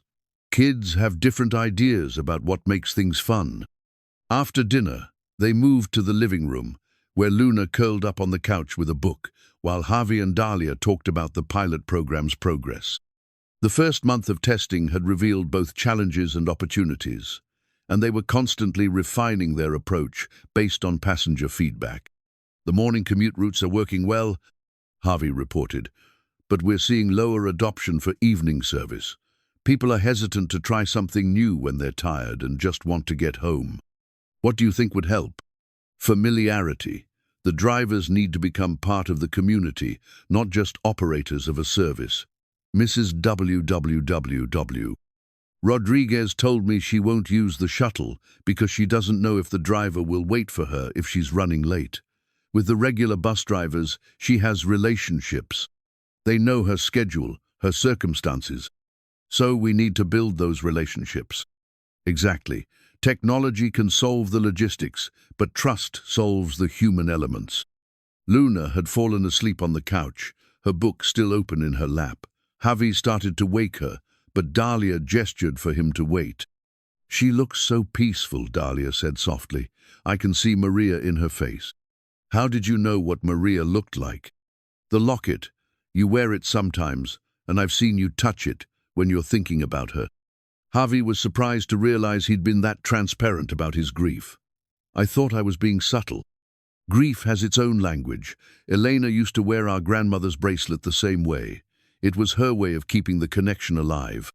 Do you think they would approve of what we're doing? I think they'd be proud. We're turning our loss into something that helps other people avoid similar tragedies. That's not just good business, it's good humanity. As they prepared to leave, Luna woke up long enough to give Dalia a sleepy hug and extract a promise that they'd do this again soon. In the elevator down to the parking garage, she leaned against her father's side and smiled contentedly. I really like her, Luna said. She's different from what I expected. Different how? She's not scary like rich people on TV. She's more like a friend who happens to have a lot of money. That's a good way to put it. And she misses her sister the way we miss Mom. That's why she wants to help people, because she understands what it's like to lose someone important. Once again, Luna had demonstrated the kind of emotional intelligence that made Javi marvel at her capacity for empathy. She'd grasped something about Dalia's motivations that had taken him weeks to understand. Are you happy, Dad? Luna asked, as they drove through the quiet streets toward home. I'm getting there, Javi replied honestly. This job, this project, working with Dalia, feels like something Mom would have wanted for us. I think so too. And I think she'd be proud of you for helping other families the way people helped us when she died. The observation hit Javi with unexpected force. He'd been so focused on providing for Luna, on rebuilding their lives after Maria's death, that he hadn't fully considered how their current work connected to their past struggles. But Luna was right, the support they'd received from neighbors, from Mrs. Chen, from the informal networks that kept struggling families afloat, that was exactly the kind of community care they were trying to systematize and expand. "When did you get so wise?" he asked. "I've always been wise," Luna replied with a grin. "You just started listening." As they pulled into their apartment complex, Javi reflected on how much had changed since that afternoon when he'd picked up a mysterious passenger at the airport. The rejection letters were still in the shoebox under his bed, but they'd become artifacts of a different life, reminders of who he'd been before hope got behind the wheel. Luna's dream map had evolved too, expanding to include new destinations and new possibilities. But the core message remained the same. The world was full of adventures waiting to happen, and sometimes the most important journey was the one that brought you home. The manila envelope arrived on a Tuesday morning, slipped under the door of Javi's apartment with the same stealth that had delivered Dalia's business card 2 months earlier. But this time, there was nothing elegant about the delivery. The envelope was unmarked, sealed with generic tape, and felt substantial, as if it contained more than just a simple message. Javi found it while preparing Luna's breakfast, and something about its anonymous nature made him hesitate before opening it. In his experience, unexpected documents rarely brought good news. Still, curiosity won over caution, and he carefully broke the seal. Inside were photocopies of internal Wren Financial Technologies documents, emails, and meeting notes. The pages were marked with yellow highlighter, drawing attention to specific passages that made Javi's blood run cold as he read them. Phase 1, pilot program serves as public relations opportunity. Read one highlighted section from what appeared to be a board meeting transcript. Actual profitability will require significant reduction in service quality and coverage area. Another document outlined a strategy for managing community expectations that included phrases like initial over-delivery, followed by gradual service degradation, and transition to market rate pricing after public funding expires. But it was the email thread between several board members that truly made Javi's hands shake as he read it. The subject line was Ramos' problem, and the content was a clinical discussion of how to handle what they termed his excessive influence on the project's direction. "The driver has become problematic," wrote someone identified only as RW. "His community connections are useful for initial buy-in, but his advocacy for expensive features and extensive service areas is incompatible with long-term profitability. Recommend gradual reduction of his role once pilot phase concludes." Another email, from someone with the initials MK, was even more direct. "Wren's emotional attachment to this project is clouding her business judgment. The mobility initiative should be profitable within 2 years, not a permanent charity case. If she won't make the necessary adjustments, the board should consider alternative leadership." Javi sank into a kitchen chair. The documents scattered across the table like evidence of a crime. Everything he'd believed about the project, about Dalia's commitment to serving the community, about his own role in building something meaningful, it all seemed to crumble in the face of these cold, calculating discussions. "Daddy, what's wrong?" Luna asked, appearing in the doorway with her backpack slung over her shoulder, ready for school. "Nothing, sweetheart," Javi said automatically, gathering the documents and sliding them back into the envelope. "Just some work stuff. You look sad. Is everything okay with the Hope Bus?" The innocence of her question, the way she'd internalized the project as something positive and permanent, made Javi's chest tighten with a mixture of rage and protectiveness. Luna had invested her hopes in this initiative, had seen it as proof that dreams could come true. How could he explain that it might all be an elaborate deception? "I'm sure everything's fine," he said, forcing a smile. "We should get you to school." But as they walked toward Roosevelt Elementary, Javi's mind raced through the implications of what he'd read. If the documents were authentic, then the entire pilot program was essentially a publicity stunt designed to generate positive media attention before the service was scaled back to profitable levels. The communities they were supposedly serving would be left with broken promises and renewed skepticism about corporate initiatives. And his own position, the job that had seemed like a miracle, the opportunity that had lifted his family out of poverty, was apparently temporary, a useful fiction that would be discarded once he'd outlived his usefulness. "Have a good day at school," he told Luna, giving her an extra long hug at the school entrance. "You too, Daddy. Don't let work stuff make you sad, okay? Mom always said that problems are just solutions waiting to be discovered." Maria's wisdom, filtered through their daughter's optimism, hit him like a physical blow. He wanted to believe Luna was right, that there was a solution to be found.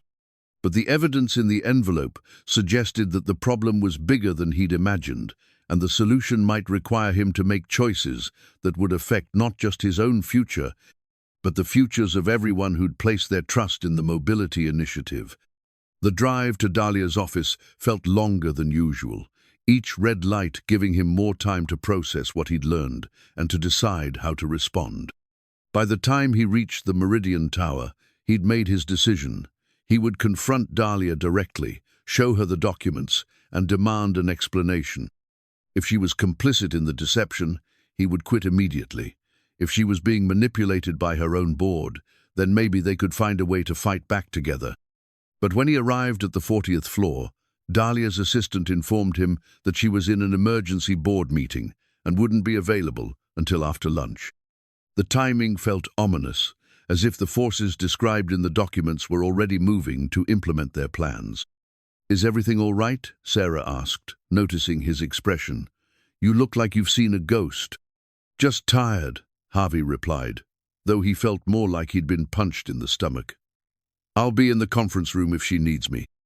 The morning crawled by with excruciating slowness.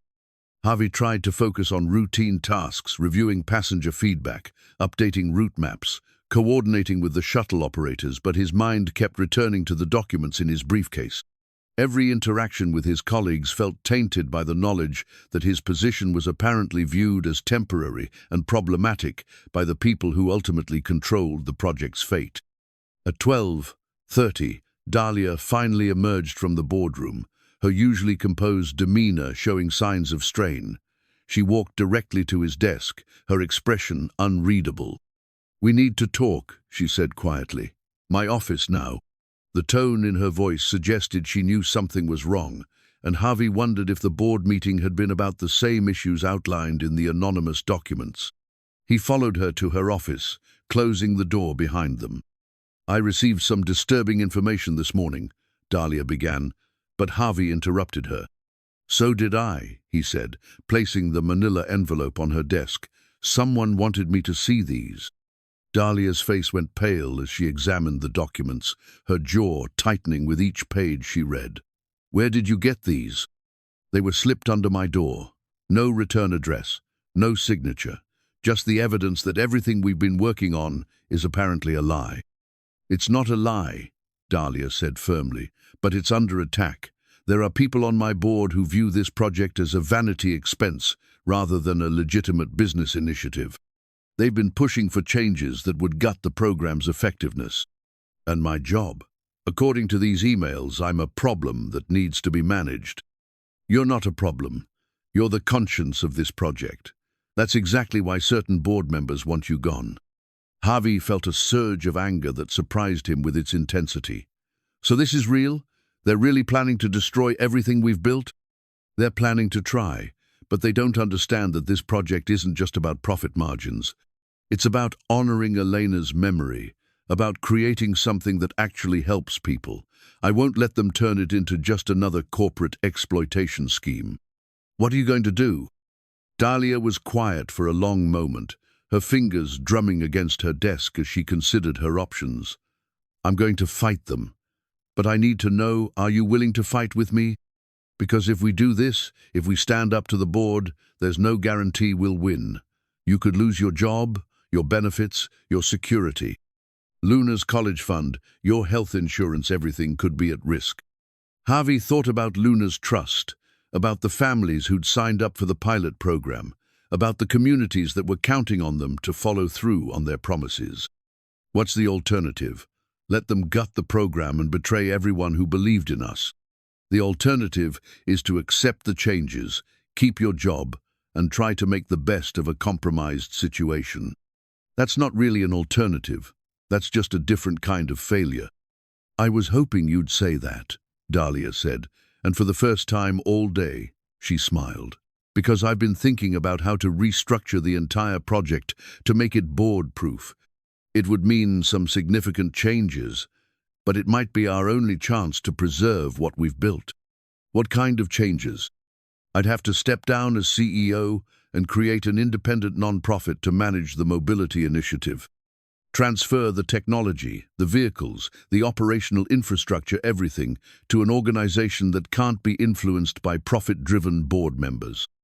And your position? Your company? I'd probably lose control of Wren Financial Technologies.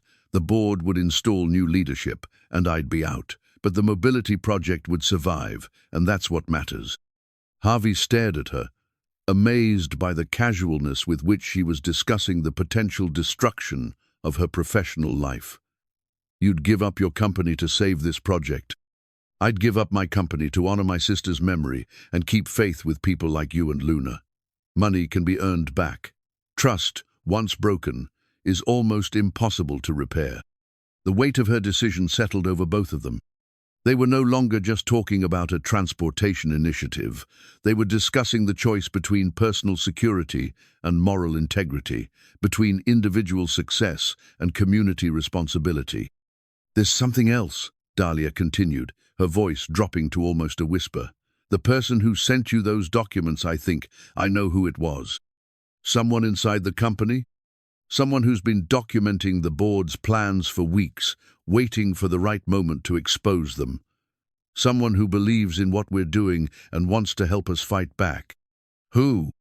Michael Kowalski, our chief financial officer. He's been Elena's friend since college, and he's been horrified by the board's discussions about sabotaging the project. He couldn't speak out directly without losing his job, but he could make sure you had the information you needed to make an informed decision. Javi felt a surge of gratitude toward this unknown ally, someone who'd risked his own position to ensure that the truth came to light. What does he suggest we do? He's prepared to testify about the board's plans if we decide to go public with this. But that would mean burning bridges, making enemies, potentially destroying careers, including our own. And if we don't go public, then we find another way. The non-profit route would be cleaner, but it would take months to implement. In the meantime, the board could dismantle the pilot program and leave the communities we're serving without any service at all. Javi thought about Mrs. Rodriguez, who'd finally started using the shuttle for her grocery trips. About the elderly residents who relied on the service for medical appointments. About Luna's excitement every time she saw one of the vehicles in their neighborhood. The thought of these people being abandoned for the sake of corporate profit margins made his decision clear. We fight, he said simply. Whatever it takes, we fight. Even if it means losing everything? I've lost everything before. I know how to rebuild, but I don't know how to live with betraying people who trusted me. Dalia nodded, and Javi could see the relief in her eyes. Then we need to move quickly. I'll call an emergency meeting of the board for tomorrow morning. We'll present them with an ultimatum either they fully commit to the original vision of the project, or I'll take it public and expose their plan to exploit the communities we're supposed to be serving. That's a pretty big gamble. The biggest. But sometimes the only way to save something you care about is to risk losing it completely. That evening, Javi sat at their kitchen table with Luna, helping her with her homework, while the manila envelope sat nearby like a reminder of the storm that was coming. Luna seemed to sense his distraction, offering him encouraging smiles and small observations about her day that were clearly intended to cheer him up. "Are you worried about something, Daddy?" she asked, during a break from her math problems. "A little bit," Javi admitted. "Sometimes when you're trying to help people, other people don't want you to succeed. Like bullies. Sort of like bullies. People who care more about money than about doing the right thing." Luna considered this with her characteristic seriousness. What did Mom used to say about bullies? She said that bullies are usually afraid of something, and they try to make other people afraid too. But if you stand up to them with friends beside you, they usually back down. So you need friends to help you stand up to the money bullies? Something like that. Well, you have me and Dahlia and all the people who ride the Hope Bus. That's a lot of friends. Once again, Luna had distilled a complex situation down to its essential elements. The board members who wanted to sabotage the project were indeed bullies, using their financial power to intimidate anyone who threatened their profit margins. But they were also outnumbered by the people who believed in the original mission, who were willing to fight for something bigger than themselves. "You're right," Javi said, pulling Luna into a hug. "That is a lot of friends. And Mom would be proud of you for standing up to bullies," Luna added with the confidence of someone who'd never doubted her father's courage. "I hope so," Javi replied, touching the ring that hung around his neck. "I really hope so." The next morning would bring the confrontation that would determine the future of everything they'd built together. But tonight, sitting at their kitchen table with his daughter's homework spread between them and her absolute faith in his ability to do the right thing, Javi felt something he hadn't experienced in months. The calm certainty that came with knowing exactly what needed to be done. The documents in the manila envelope had revealed the depth of the conspiracy against them. But they had also revealed something else, that there were people willing to take significant personal risks to ensure that the truth came to light. That was the kind of courage that could change the world, one honest conversation at a time. Tomorrow, he and Dalia would find out whether honesty and integrity were stronger than greed and manipulation. But tonight, with Luna's dream map visible on the refrigerator and the prototype shuttle somewhere in the city carrying passengers safely home, Javi allowed himself to believe that good people, standing together, could overcome almost any obstacle. The 45th opportunity, it turned out, wasn't just about finding a job. It was about finding the courage to fight for something that mattered, even when the odds seemed impossible and the cost of failure was everything he'd worked to build. Luna's school presentation board stood propped against the living room wall like a monument to hope, its colorful construction paper and carefully printed text declaring, "Community heroes, people who make a difference." In the center, she'd placed a photograph of Javi standing beside one of the smart shuttles, his hand resting on the door as if he were welcoming passengers aboard. Around the edges, she'd arranged smaller photos and drawings of other community figures, Mrs. Chen, who watched neighborhood children, Officer Martinez, who walked the beat and knew everyone's names, Mr. Thompson, the librarian, who stayed late to help kids with homework. "I still think you should be the main focus," Javi said, studying his daughter's work. "You're the one who inspired this whole project." "That's not how it works, Daddy," Luna replied with the patient tone of someone explaining something obvious to an adult. "Heroes are people who help other people, not people who get helped. You help families get where they need to go. That makes you a hero." The presentation was due the next day, which meant Luna would be giving her speech to the class on the same morning that Javi and Dalia would be confronting the board of directors about the future of the mobility initiative. The timing felt both coincidental and cosmic, as if Luna's faith in her father's heroic qualities was meant to serve as armor for the battle ahead. "Tell me again what you're going to say about the project," Javi said, settling beside her on the couch. Luna straightened up, assuming the posture she'd been practicing for days. "The Hope Bus project shows that when people work together, they can solve big problems. My dad didn't just get a job driving for a rich lady, he became a bridge between two different worlds. He helps Miss Dalia understand what regular families need, and he helps our neighborhood trust that someone with money actually cares about helping us." The sophistication of her analysis never failed to amaze him. At 9 years old, Luna had grasped the essential dynamics of their work with a clarity that some adults never achieved. She understood that the project's success depended not just on technology or funding, but on human relationships and mutual trust. "And what do you think will happen next?" Javi asked, though he wasn't sure he wanted to hear the answer. Luna had an uncanny ability to sense when adults were worried, and he didn't want his anxiety about tomorrow's board meeting to undermine her confidence in the project's future. "I think the Hope Bus will keep growing until every neighborhood has one, And I think you and Ms. Dahlia will become famous for showing other cities how to help people get around better." Her optimism was both inspiring and heartbreaking. Luna had no idea that everything they'd built was under threat, that powerful people were working to dismantle the project for their own financial gain. She lived in a world where good intentions naturally led to good outcomes, where heroes always found a way to overcome obstacles. "What if some people don't want the project to succeed?" Javi asked gently. "What if there are people who care more about money than about helping families?" Luna considered this with the seriousness she brought to all important questions. "Then you and Miss Dahlia will have to be extra brave and show them that helping people is more important than being rich. And you think we can do that?"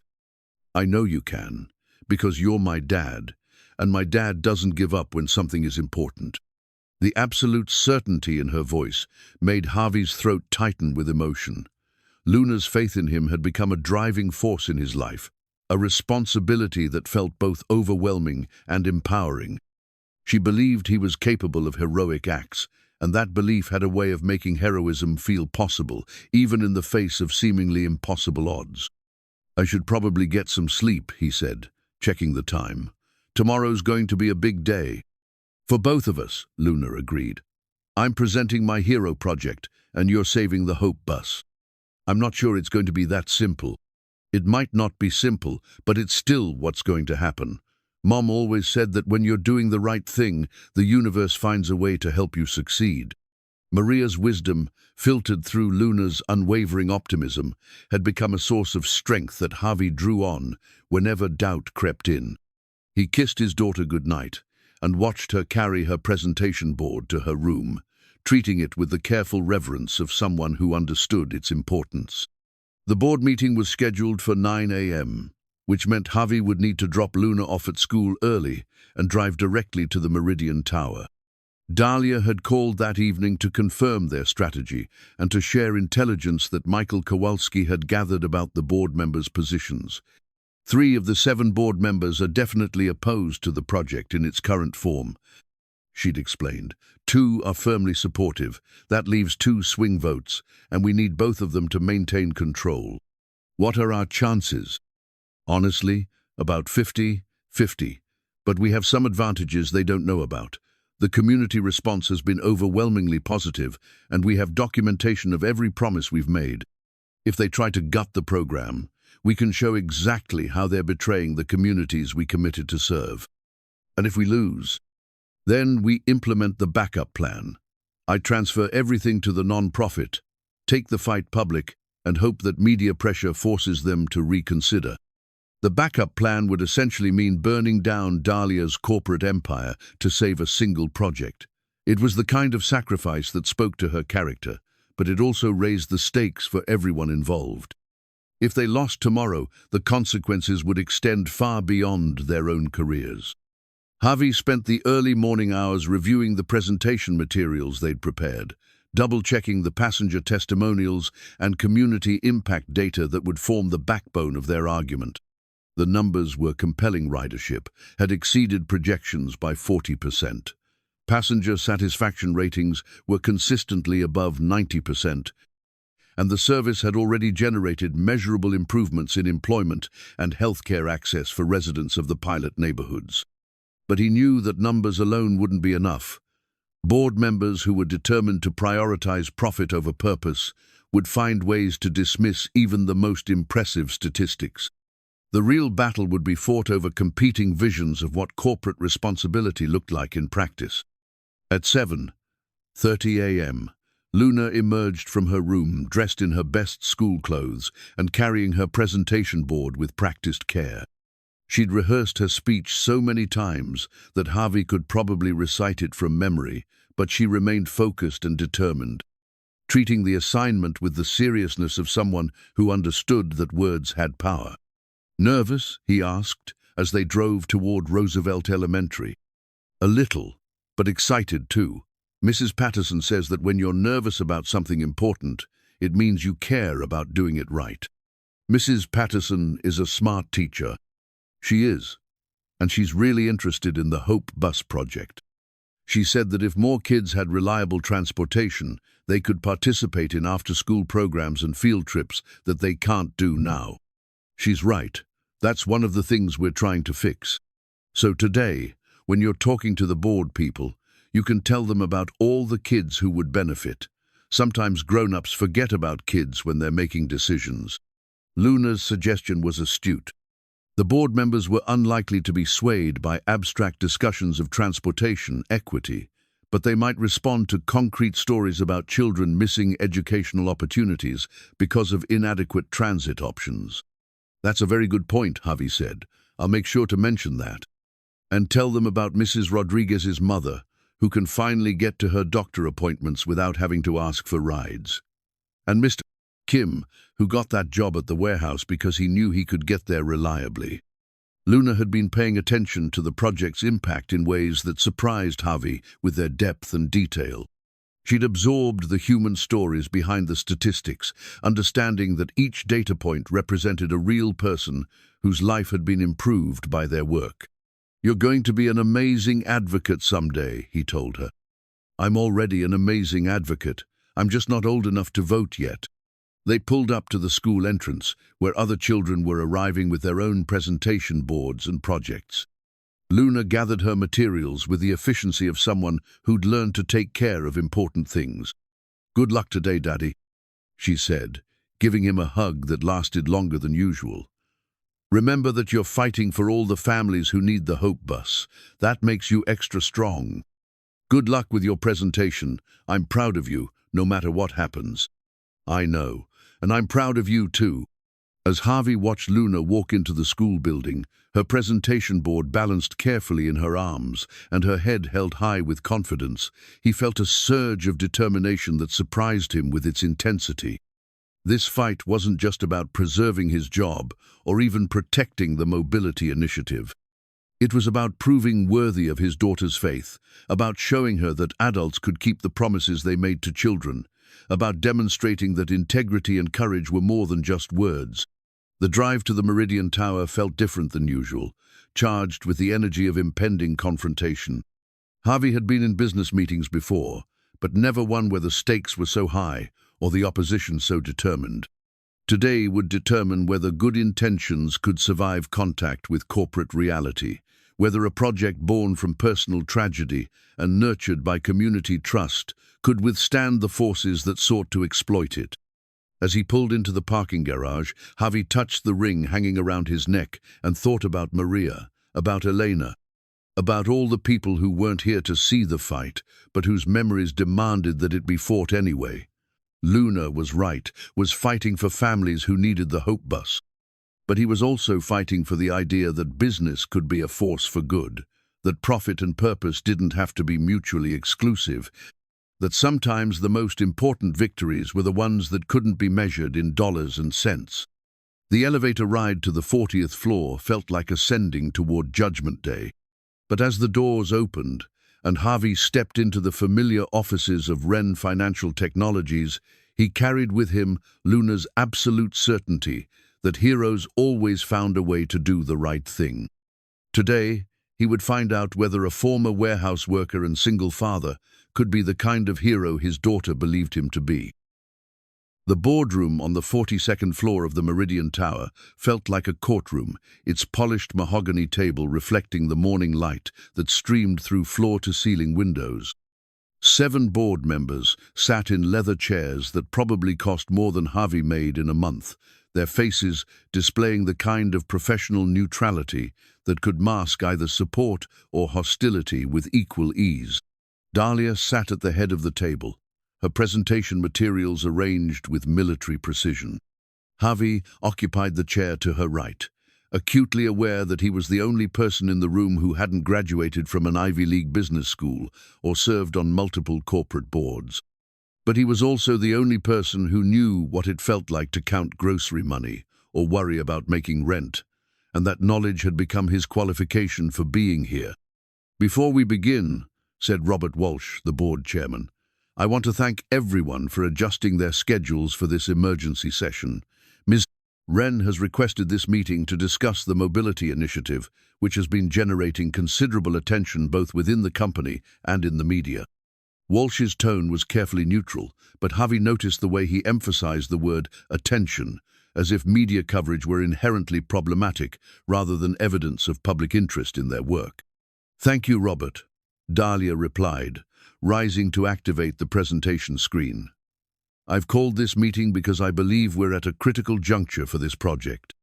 The pilot program has exceeded every performance metric we established, and we have an opportunity to expand the service in ways that could transform urban transportation while generating sustainable revenue for the company."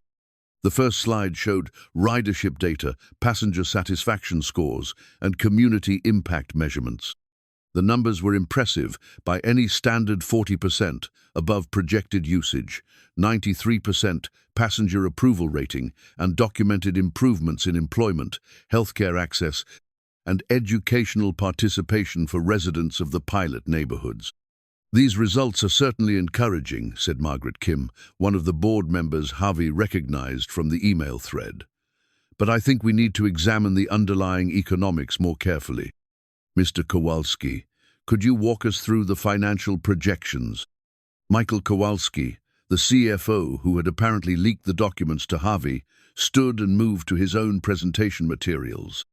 Javi studied his face, looking for signs of the internal conflict he must be experiencing, but Kowalski's expression remained professionally composed. "The current pilot program operates at a significant loss," Kowalski began, his voice steady.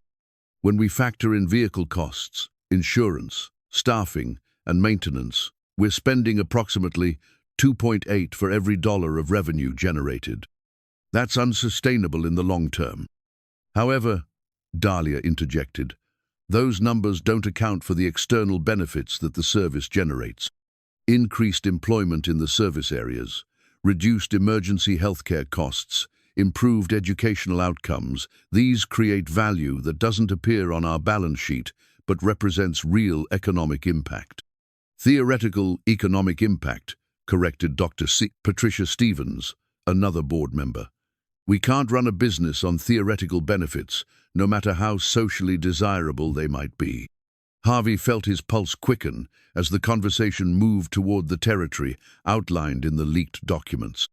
These were the same arguments, the same dismissive tone toward community benefits that had appeared in the internal emails planning to gut the program. "If I may," Javi said, speaking for the first time since the meeting began, "I'd like to share some specific examples of how this service has changed people's lives." Several board members exchanged glances, as if surprised that the hired driver had presumed to join their strategic discussion. But Walsh nodded for him to continue. "Mrs. Rosa Martinez is a certified nursing assistant who was working part-time at a clinic 15 minutes from her apartment," Javi began. "But the bus route to that clinic required 3 transfers and took 90 minutes each way. She was spending more on transportation than she was earning, so she had to quit. Now, with the shuttle service, she can get to work in 20 minutes, and she's been promoted to full-time. That's not theoretical, that's a real person earning a living wage, because reliable transportation gave her access to opportunity." "That's a compelling anecdote," Dr. Stevens replied, "but we can't scale a business model based on individual success stories." "Actually, we can," Dalia said, advancing to the next slide. "Rosa's story is one of 47 similar cases we've documented in just the first 3 months of operation. 47 people who gained employment or increased their working hours because of improved transportation access. The combined annual income increase for these individuals is 1.2 million. And how much of that income increase translates to tax revenue for the city?" asked James Rodriguez, one of the board members Dalia had identified as potentially supportive. "Approximately 180, zero annually in local and state taxes," Kowalski replied, consulting his notes. "Plus reduced social service costs, healthcare savings from improved access to preventive care, and economic multiplier effects from increased spending in local businesses." "Those are impressive numbers," Rodriguez said, making notes on his tablet. "But they accrue to the city and state, not to our company.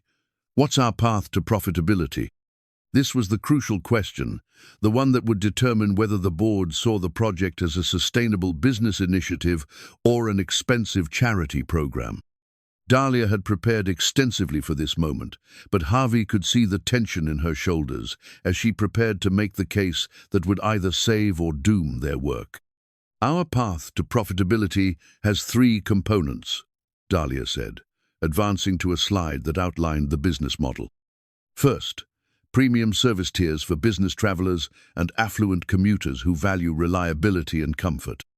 Second, partnerships with employers, healthcare systems, and educational institutions who benefit from improved worker and student transportation. Third, licensing our technology and operational model to other cities facing similar challenges." "The premium service tier is interesting," said Helen Carter, another board member. "But doesn't that risk creating a two-class system where wealthy passengers subsidize service for low-income riders?" "Not if we structure it correctly," Javi replied, drawing surprised looks from several board members.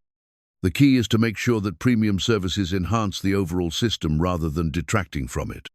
Better vehicles, more frequent service, additional amenities. These improvements benefit all passengers while generating the revenue that makes expanded service possible." "You've given this considerable thought," Walsh observed, and Javi couldn't tell whether the comment was impressed or skeptical. "I've lived this problem for my entire adult life," Javi replied.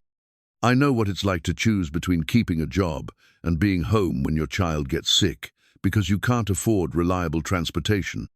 This project isn't just a business opportunity for mates, a chance to make sure other families don't have to make those choices." The room fell silent for a moment, the weight of personal experience hanging in the air like a challenge to the purely financial calculations that had dominated the discussion. Javi realized he had just revealed more about his own circumstances than he'd intended, but the truth had felt necessary in the face of the board's abstract approach to very real human problems. "That's exactly the kind of perspective that makes this project valuable," said Rodriguez. "We're not just moving passengers from point A to point B, providing access to opportunities that can transform lives and communities." "With respect," Dr. Stevens replied, "perspective doesn't pay the bills. We have a fiduciary responsibility to our shareholders, not to the communities we might want to help." "What if those responsibilities aren't mutually exclusive?" Dalia asked. "What if creating genuine value for communities is the most reliable path to sustainable profits?" Before anyone could respond, Javi's phone buzzed with a text message. He glanced at it, expecting a routine update, but the message was from Luna's teacher. "Emergency at school. Please call immediately." His blood went cold. Luna's presentation was supposed to be later that morning. What kind of emergency could have occurred? The timing felt impossibly cruel, as if the universe were testing his commitment to the project at the exact moment when his presence was most needed in this room. "I'm sorry," he said, standing abruptly. "I need to take this call. It's about my daughter." The board members watched with varying degrees of concern and annoyance as Javi stepped into the hallway and dialed the school's number. His hands were shaking as he waited for someone to answer, his mind racing through possibilities that ranged from minor accidents to serious emergencies. "Mr. Ramos?" Mrs. Patterson's voice was calm but urgent. "Luna is fine, but there's been an incident. Some parents are here demanding that she not be allowed to give her presentation about the transportation project. They're claiming it's inappropriate political content for a school assignment." "Political content? It's a report about community heroes." "I know, and I agree. But there's been some negative coverage about your company in the local news this morning, and these parents are saying that Luna's presentation is essentially corporate propaganda."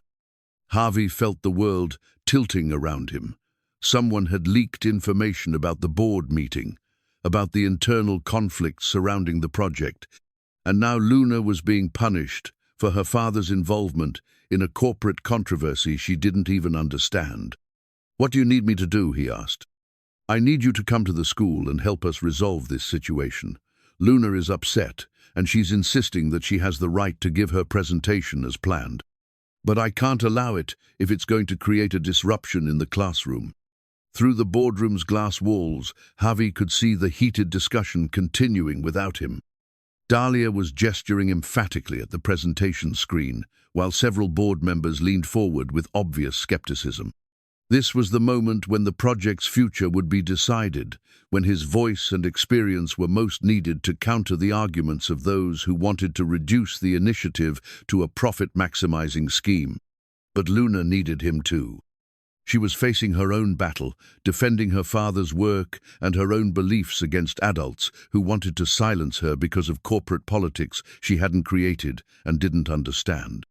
The choice felt impossible: abandon the project at its most crucial moment, or abandon his daughter when she needed his protection and support.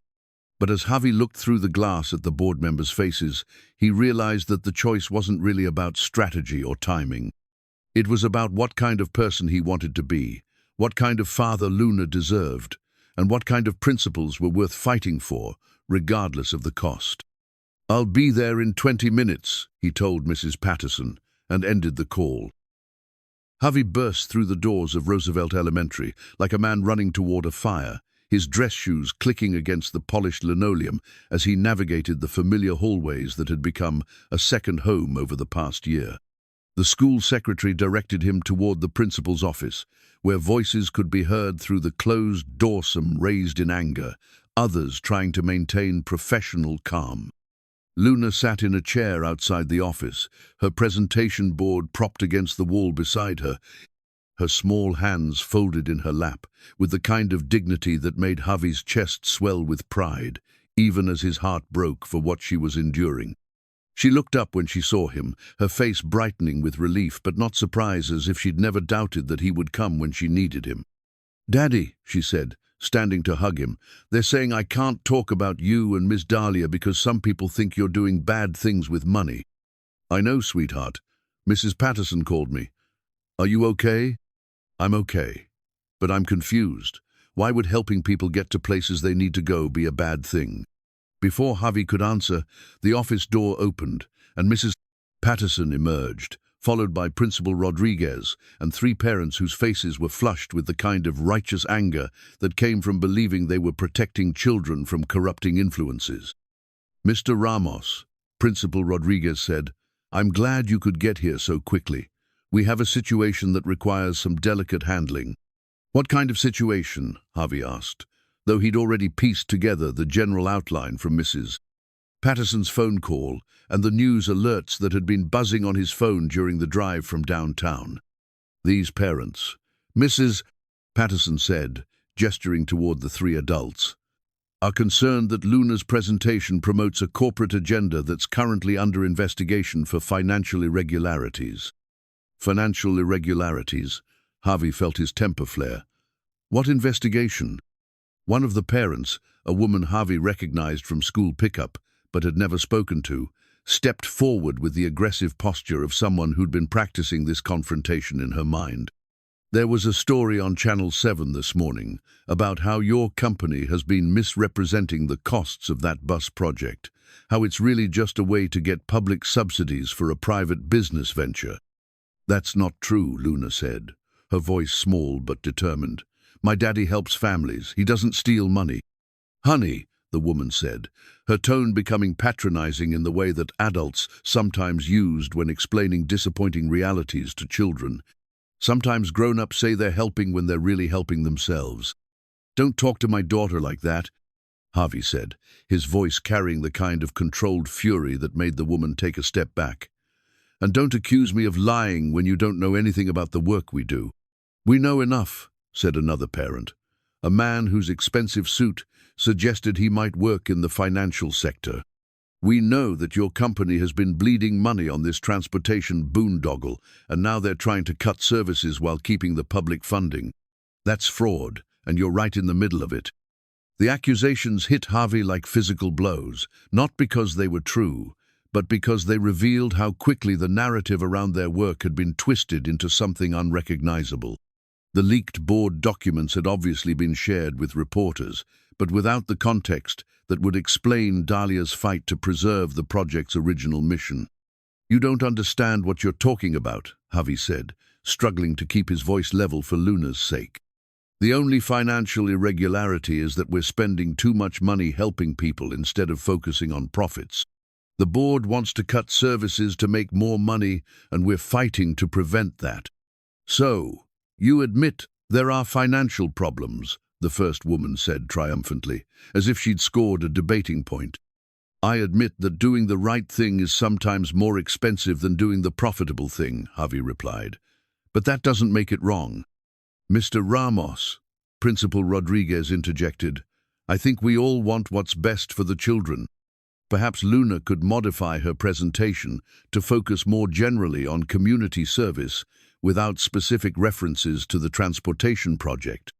No, Luna said, standing up with the kind of fierce determination that reminded Javi so powerfully of Maria that he had to look away for a moment. I'm not changing my presentation. I wrote about community heroes, and my daddy is a community hero. Mrs. Rodriguez's mom can get to her doctor now because of the Hope Bus. Mr. Kim got a job because he can get to work on time. Kids can go to after-school programs because their parents know they can get home safely. Luna, Mrs. Patterson began gently. No, Luna continued, her voice growing stronger. These people don't live in our neighborhood. They don't know what it's like to wait for buses that never come, or to miss work because you can't get there, or to not go to the doctor because it's too hard to get to the clinic. My daddy and Ms. Dalia built something that helps real families with real problems, and I'm not going to pretend that's a bad thing just because some people want to make more money.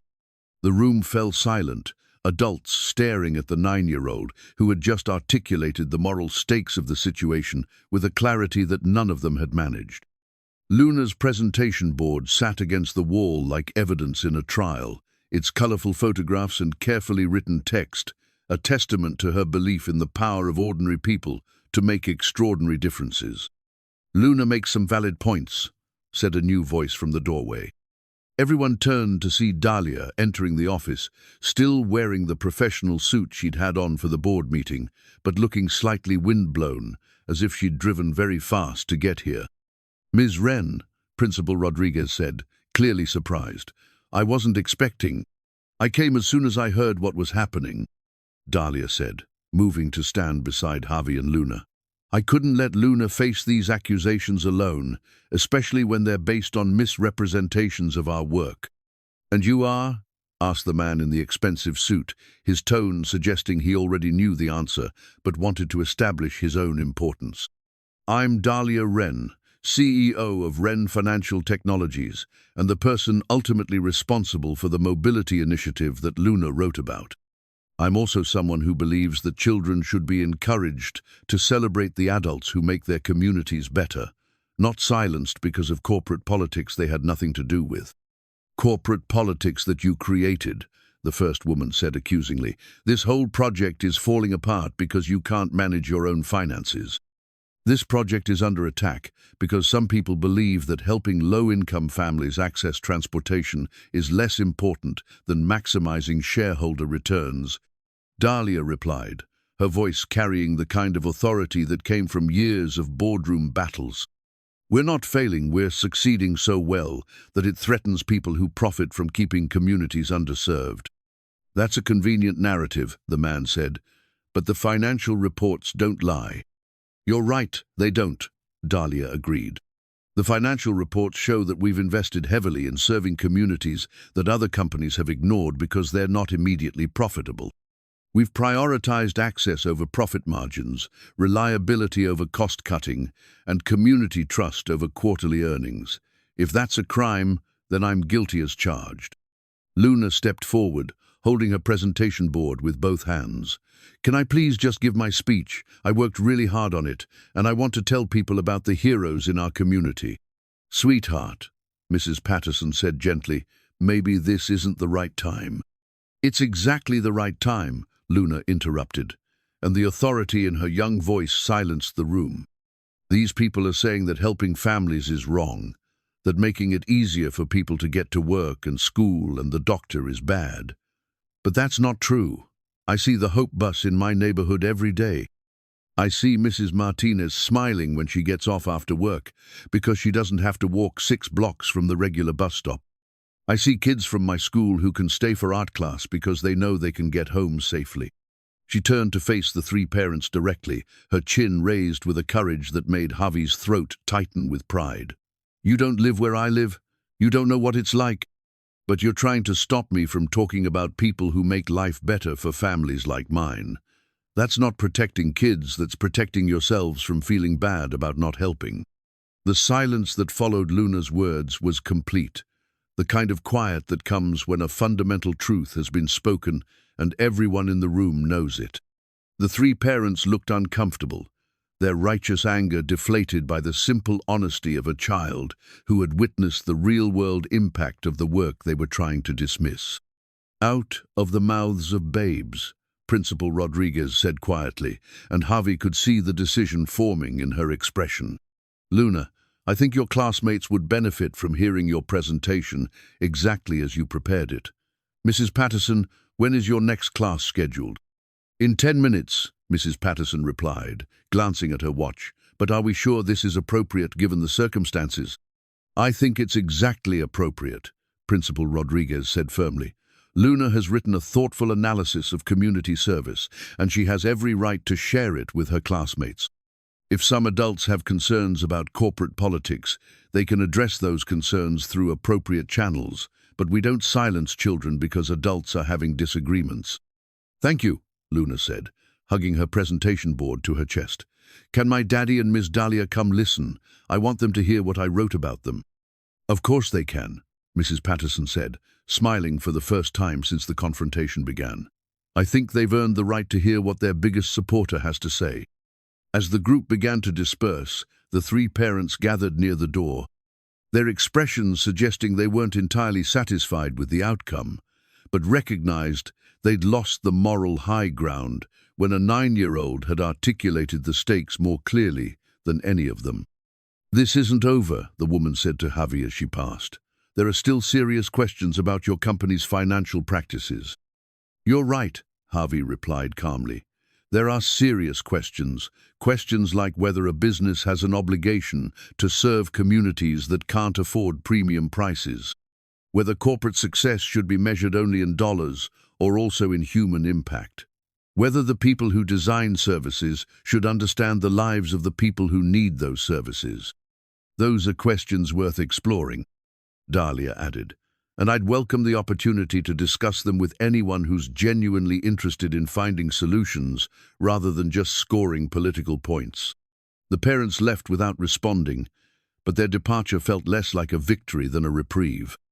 The real battle was still being fought in the boardroom downtown, where the future of the mobility initiative would be decided by people who thought in quarterly reports rather than community impact.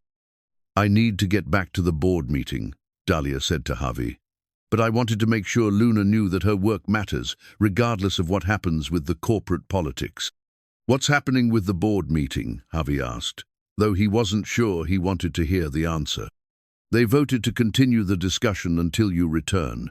Apparently, your perspective is considered essential to their decision-making process." "They're waiting for me?" "They're waiting for both of us. It seems that Luna's defense of the project has been more persuasive than all our financial projections combined." Luna looked up from arranging her presentation materials, her face bright with curiosity. "What do you mean?" "Someone may have live-streamed part of the confrontation here at the school," Dalia explained, showing them her phone screen. "It's been shared several thousand times in the past 20 minutes, and people are responding very positively to your speech about community heroes." Javi looked at the phone, watching a shaky video of Luna standing up to the three parents, her voice clear and determined as she defended the Hope Bus project and challenged the adults to consider the real-world impact of their abstract concerns. The comments below the video were overwhelmingly supportive, with viewers praising Luna's courage and insight. "So what happens now?" Javi asked. "Now we go back to the boardroom and finish what we started," Dalia said. "But this time we have something we didn't have before, proof that our work has created advocates in the community who are willing to fight for it themselves." And Luna's presentation goes on as scheduled, because some things are more important than corporate politics, and children's voices are among them. As they walked toward Mrs. Patterson's classroom, Luna skipping ahead with her presentation board, Javi felt a shift in the day's momentum. The battle wasn't over, but the terms of engagement had changed. They were no longer just defending a transportation project. They were defending the idea that ordinary people deserved extraordinary opportunities, that community service was a legitimate business model, and that sometimes the most important victories were won by 9-year-olds who refused to be silenced. The original dream map, now laminated and mounted as the centerpiece of Luna's presentation, caught the light from the classroom windows. It looked different now than it had when Luna first drew it, not because the destinations had changed, but because the journey toward them had become real, tangible, and worth fighting for. "Ready to save the Hope bus?" Luna asked, turning back toward her father with a grin that reminded him why he'd taken this job in the first place. "Ready to save the Hope bus," Javi confirmed, and realized that he'd never meant anything more in his life. 6 months later, the framed photograph sat on Javi's new desk in what had become the headquarters of the Meridian Community Mobility Foundation, a non-profit organization that now operated transportation services in 12 neighborhoods across 3 cities. The image captured the 3 of them, Javi, Luna, and Dalia, the first annual Hope Bus Heroes celebration, their arms around each other's shoulders as community members and families filled the background in a festival of gratitude and possibility. Luna looked older in the photograph, her face showing the confidence that came from having her voice heard and respected by adults who mattered. Dalia appeared more relaxed than Javi had ever seen her, the corporate armor replaced by the genuine warmth of someone who had found her true calling. And Javi himself seemed different, too, not just the man who drove people where they needed to go, but the bridge builder who had helped transform individual kindness into systematic change. "Dad, are you ready?" Luna called from the doorway, backpack slung over her shoulder and dance shoes tied to the straps. At nearly 10 now, she had grown into her role as the Foundation's unofficial youth ambassador, speaking at community meetings and helping design services that worked for families with children. "Almost," Javi replied, gathering the presentation materials for the afternoon's board meeting. The non-profits board was very different from the corporate board that had tried to dismantle their work. Community leaders, former passengers, local business owners, and educators who understood that transportation was about dignity as much as logistics. The transition from Wren Financial Technologies to the independent foundation had been tumultuous but ultimately liberating. Dalia had indeed lost control of her company, forced out by board members who prioritized short-term profits over long-term impact. But the non-profit structure they'd created was immune to such pressures, funded by a combination of grants, municipal contracts, and revenue from premium services that subsidized transportation for those who needed it most. "Mrs. Chen called," Luna said, settling into the chair across from his desk. "She wanted to know if you could give her grandson a tour of the new electric shuttles next week. He's doing a school project on sustainable transportation." "Of course. Tell her Tuesday afternoon works well." The new electric shuttles represented the latest evolution of their service, incorporating lessons learned from 2 years of operation and feedback from thousands of passengers. They were quieter, more efficient, and featured the mobile libraries that Luna had suggested during that first dinner at Dalia's apartment. Each vehicle carried a carefully curated collection of books, magazines, and educational materials that passengers could borrow and return at any stop in the network. "And Dalia wants to know if you've reviewed the expansion proposal for the West Side routes," Luna continued, consulting the small notebook she'd started carrying to keep track of foundation business. "Tell her I think we should add 2 more stops near the community college, and we need to coordinate with the school district's new after-school program schedule." Luna made notes with the seriousness of someone who understood that details mattered. She'd become Javi's unofficial assistant, helping with everything from filing to community outreach, treating the foundation's work as a family business that required everyone's contribution. The afternoon board meeting was held in the community center that had been built in Luna's neighborhood, a bright, modern space that served as both the Foundation's headquarters and a hub for local services. The symbolism was intentional. The organization that had grown out of one community's transportation needs was now rooted physically and philosophically in that same community. Ridership is up 18% over last quarter, reported Maria Santos, the Foundation's operations director and a former passenger who had become one of Javi's closest collaborators. We're seeing particularly strong growth in evening service, which suggests that people are gaining confidence in the reliability and safety of the system. Employment outcomes continue to be impressive, added Dr. James Wilson, a researcher from the local university who tracked the Foundation's impact. We can now document over 300 cases of people gaining employment or increasing their working hours as a direct result of improved transportation access.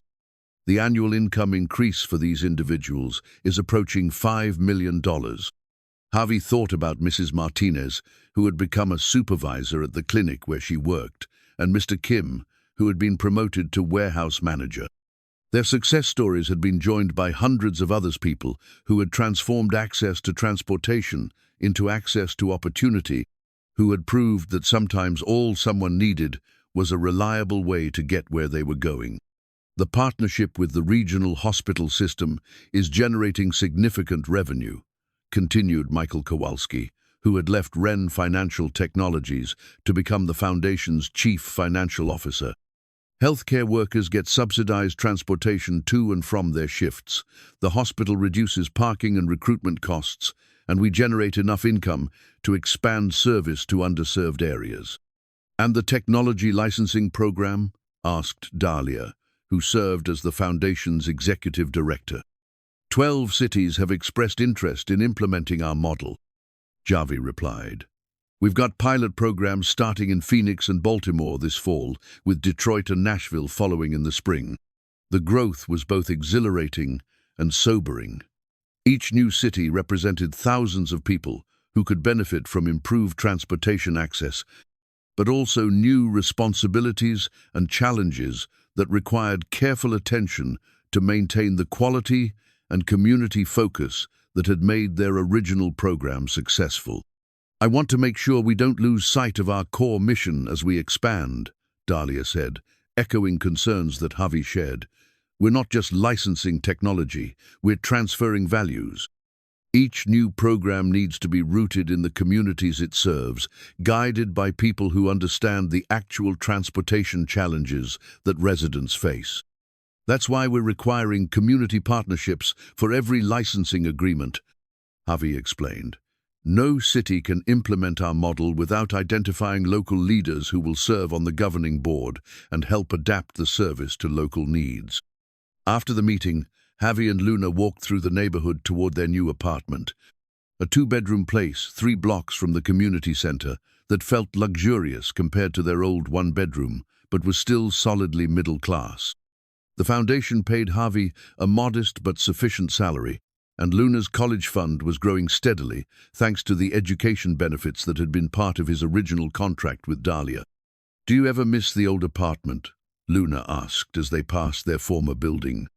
"Sometimes," Javi admitted. "It wasn't comfortable, but it was where we learned how to take care of each other after Mom died. I miss Mrs. Chen living next door, but I like that we can visit her whenever we want, and she doesn't have to worry about getting to the grocery store anymore." Mrs. Chen had become one of the Foundation's most enthusiastic supporters, using the shuttle service daily and recruiting other elderly residents to try the system. She'd also started volunteering at the community center, helping with childcare during board meetings and community events. "What do you think Mom would say about all this?" Luna asked, a question she posed periodically when she was processing changes in their lives. "I think she'd be proud that we found a way to help other families while building a good life for ourselves," Javi replied. She always believed that the best way to honor loss was to prevent other people from experiencing the same pain. Like how Dalia turned losing Elena into helping families get transportation. Exactly like that. They stopped at their favorite taco truck, where the owner, Carlos, greeted them with the warmth reserved for regular customers. Carlos had been one of the early shuttle passengers, using the service to get to his second job at a warehouse while maintaining his food truck business in the evenings. "How's the new route working out?" Javi asked as Carlos prepared their usual order. "Perfect timing for the warehouse shift change," Carlos replied. "I can close the truck, catch the 6:15 shuttle, and be at work by 6:45. Before, I had to leave 20 minutes earlier and hope the bus wasn't late." "And business?" "Better than ever. Having reliable transportation means I can take catering jobs that require me to be at specific places at specific times. Last month, I catered a business lunch downtown because I knew I could get there and back without worrying about transit delays." As they ate their dinner at one of the picnic tables Carlos had set up beside his truck, Javi reflected on how much had changed since that afternoon when he'd picked up a mysterious passenger at the airport. The transformation wasn't just in their circumstances, though those had certainly improved, but in their sense of purpose and connection to something larger than themselves. "Dad," Luna said, interrupting his thoughts, "I've been thinking about my dream map." "What about it?" "I think it's time to make a new one. We've been to some of the places on the old one, and I have new dreams now." "What kind of new dreams?" "I want to help design transportation systems that work for families with kids, like making sure there are safe places to wait with strollers, or having routes that connect schools to libraries and community centers. And I want to study urban planning so I can help build cities where people don't need cars to have good lives." The sophistication of her thinking continued to amaze Javi. Luna had absorbed lessons about equity, sustainability, and community development that many adults never learned, and she was already envisioning how to apply those lessons to create positive change. "Those sound like excellent dreams," he said. "Want to work on the new map tonight?" "Yes, and I want to include a picture of the Foundation headquarters, because that's where dreams become real." As they walked home in the golden light of early evening, passing shuttle stops where people waited comfortably for rides that would arrive on schedule, Javi thought about the journey that had brought them to this moment. The rejection letters were still in a box somewhere, but they'd become historical artifacts, rather than sources of pain reminders of the person he'd been before he learned that sometimes the most important opportunities came disguised as chance encounters. Luna skipped ahead, her dance shoes bouncing against her backpack, her voice carrying back to him as she hummed a song she'd learned in music class. She was everything Maria had hoped she would become: confident, compassionate, creative, and committed to making the world better for the people around her. At home, they spread out construction paper and markers on their kitchen table, just as they had 2 years earlier when Luna first drew her dream map. But this time, the map included places they'd actually been, people they'd actually met, and dreams they were actually pursuing. The Hope bus appeared in several locations, no longer just a vehicle but a symbol of possibility, proof that ordinary people could create extraordinary change when they refused to accept limitations as permanent. The new family photo, the one from the Hope Bus Heroes celebration, sat on the kitchen counter, a testament to how much their lives had expanded beyond anything Javi could have imagined when he was driving for rideshare apps and counting rejection letters. In the background of the photo, dozens of community members smiled and laughed, their faces reflecting the joy that came from being seen, heard, and served by people who understood their needs. Dalia appeared in Luna's new dream map as well, not as a boss or benefactor, but as family, the kind of family you choose rather than inherit. Bound together by shared values and mutual commitment rather than just blood relations. She'd become Luna's unofficial aunt, taking her to museums and concerts, helping with science fair projects, and serving as living proof that adults could keep the promises they made to children. "There," Luna said, stepping back to admire her completed artwork. "What do you think?" The new map was more complex than the original, showing not just destinations, but connections, roads that linked communities, bridges that spanned differences, and networks that created opportunities for everyone willing to pursue them. At the center, she'd drawn the community center, where the foundation was headquartered, surrounded by shuttle routes that extended like arteries, carrying life and possibility to every corner of the metropolitan area. "I think it's perfect," Javi said, and meant it. "It shows how far we've traveled and how much further we can go. And it shows that some dreams don't end when they come true," Luna added. "They just become the beginning of new dreams." As Javi tucked Luna into bed that night, she asked the question that had become part of their routine: what was the best part of today? "Watching you grow into the person your mum knew you would become," he replied, "and realizing that the 45th job application was the one I never had to submit. Because you found something better than a job. Because I found a calling. Because we found a way to turn our struggles into other people's solutions.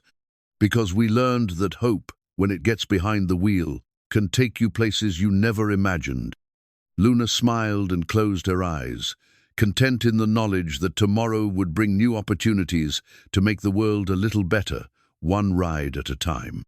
Outside their window, the city hummed with the quiet activity of people getting where they needed to go, carried by vehicles that bore the marks of a child's dream and the determination of adults who refused to let that dream be deferred.